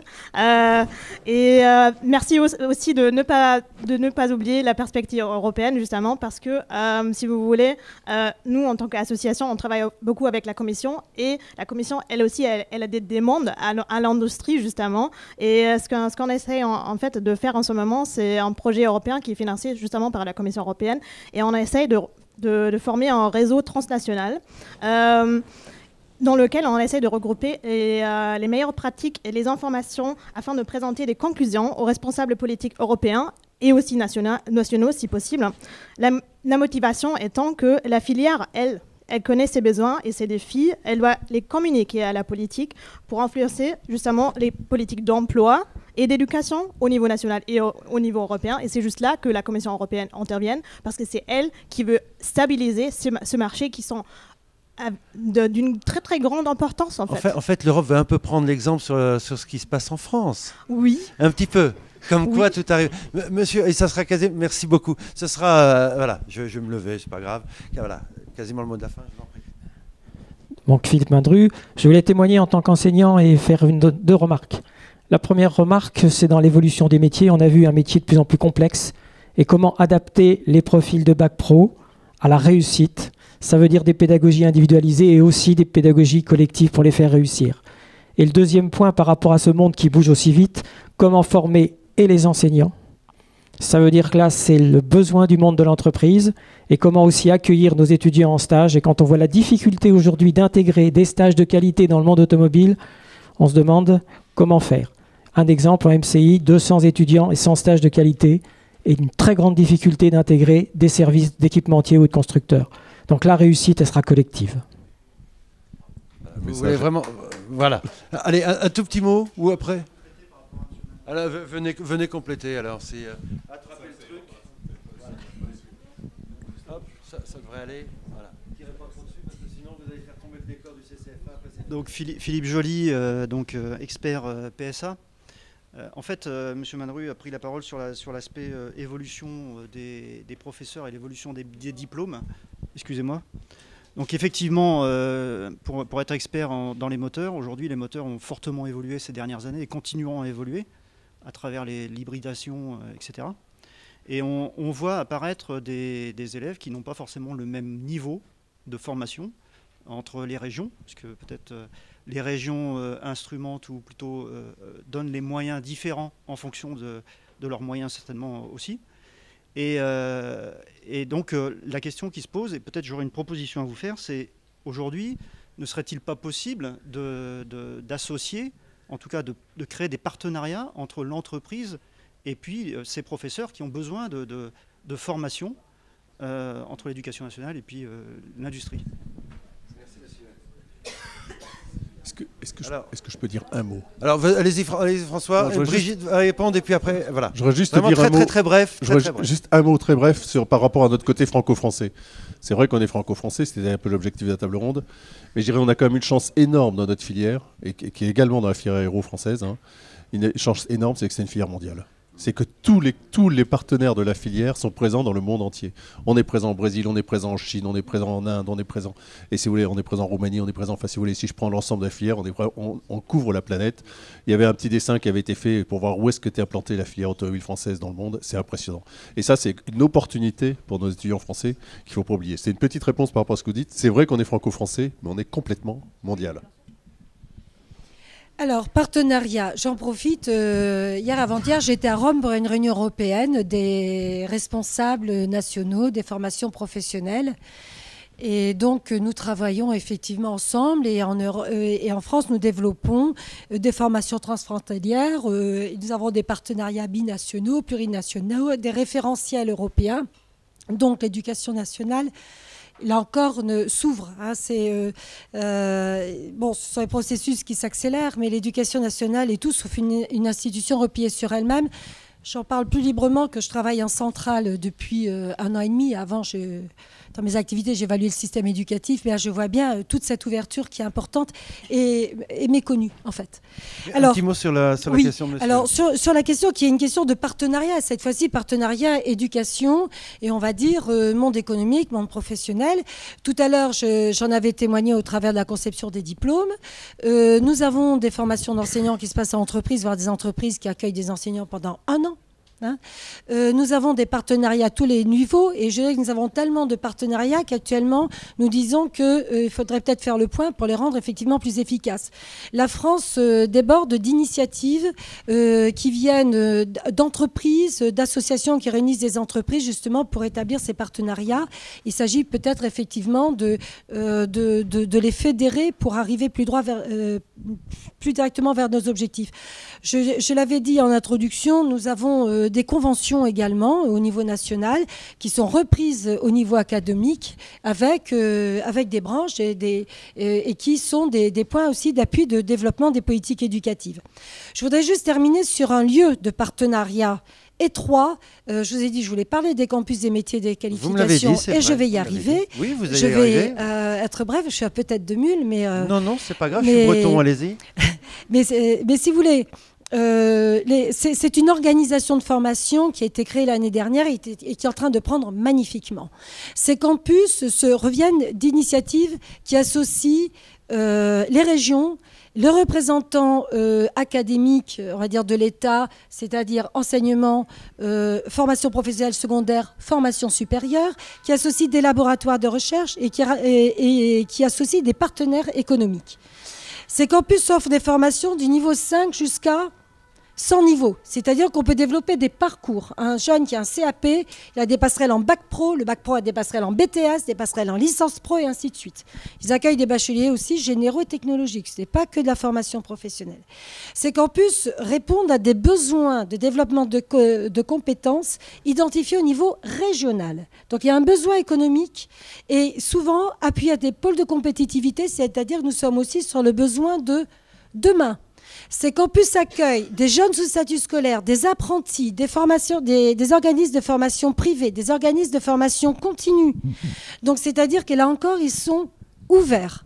Et ce que je voulais dire, par exemple, au niveau de l'automobile, nous n'avons pour le moment aucun campus, nous n'avons que 14 campus pour le moment. Hein. Nous avons actuellement 30 demandes complémentaires de campus. Rien sur l'automobile. Rien. Alors que c'est exactement le secteur dans lequel on fédère, comme vous l'avez tous dit, énormément de métiers différents et que nous avons des jeunes qui rêvent de travailler dans l'automobile, mais à qui on va dire tu pourras faire de la mécanique, tu pourras faire ceci, de l'électronique. Et ce n'est pas lié finalement à ce métier, à cet ensemble qui revient finalement à produire des automobiles qui font rêver des jeunes. Je vais finir par une anecdote et que l'on transpose par exemple dans le secteur de l'aéronautique. 2 tailleurs de pierre. On leur demande que faites-vous? Le premier répond je taille des pierres. Le second dit je construis une cathédrale. La différence dans l'orientation de la formation des jeunes, elle est là. Actuellement, on leur dit tu vas tailler des pierres. On ne leur dit pas tu vas construire des automobiles, tu vas construire des avions. Ce que nous constatons en chaudronnerie au niveau national, où nous avons un déficit de recrutement, eh bien dans les campus de l'aéronautique, les sections sont pleines parce que les jeunes, ils savent qu'ils vont contribuer à produire des avions. Et leur rêve, il est là. Il est exactement là. Et ça rejoint tous les questionnements sur les métiers connexes, les fonctions support, et ainsi de suite. Voilà, je voulais absolument le dire parce que c'est un projet fondamentalement partenarial, lancé au niveau national, mais qui est donné, offert aux acteurs locaux et qui mérite vraiment réflexion et qui prend magnifiquement au niveau national et qui permettent de porter d'ailleurs des initiatives préexistantes. Allez, 30 secondes pour compléter, 30 secondes. Et je complète puisqu'on participe au campus des métiers et des qualifications, c'est vraiment à tous les niveaux. Ils sont parfois adossés à des pôles de compétitivité, pas toujours. Il y a des pôles de compétitivité, par contre, dans la filière automobile, enfin qui recouvrent la filière automobile. C'est vrai que on pourrait vous pousser, en tant que filière, à essayer de faire quelque chose, hein, comme le dit Brigitte, parce qu'il y a l'accrochage formation du sup, recherche, industrie Il se fait au niveau du supérieur via les pôles de compétitivité, mais il y a plein d'autres métiers, et effectivement, ces campus des métiers et des qualifications permettent de faire le lien avec tous les niveaux, y compris donc les niveaux scolaires, et pas seulement le supérieur. Merci en tout cas. Voilà, la filière a pas mal de pistes. Il y a eu quelques réponses, beaucoup de questions. Ça prouve que le champ est très très ouvert et que tous les acteurs ici présents, vous avez pas mal de travail, mais c'est pour ça que c'est intéressant. Merci à vous d'être venus. Merci à vous, Nathalie. Je ne dirai pas plus votre nom que je l'ai dit au début. J'y arrive toujours pas. Je vais dire le prénom, tout le monde savait. Merci François, merci Christine, merci Damien, vous êtes venu de loin. J'espère que ça roulera mieux en rentrant. Merci Pierre, merci Stéphane. Et merci Brigitte d'avoir été avec nous. Merci à tout le monde d'avoir assisté à cet atelier sur les métiers de l'automobile. Le script est à retrouver dans quelques temps, assez rapidement, sur le site ccfa.fr et j'imagine sur le site sia.fr également, avec en plus et en prime quelques images. Merci beaucoup d'avoir assisté à cet atelier et à très bientôt.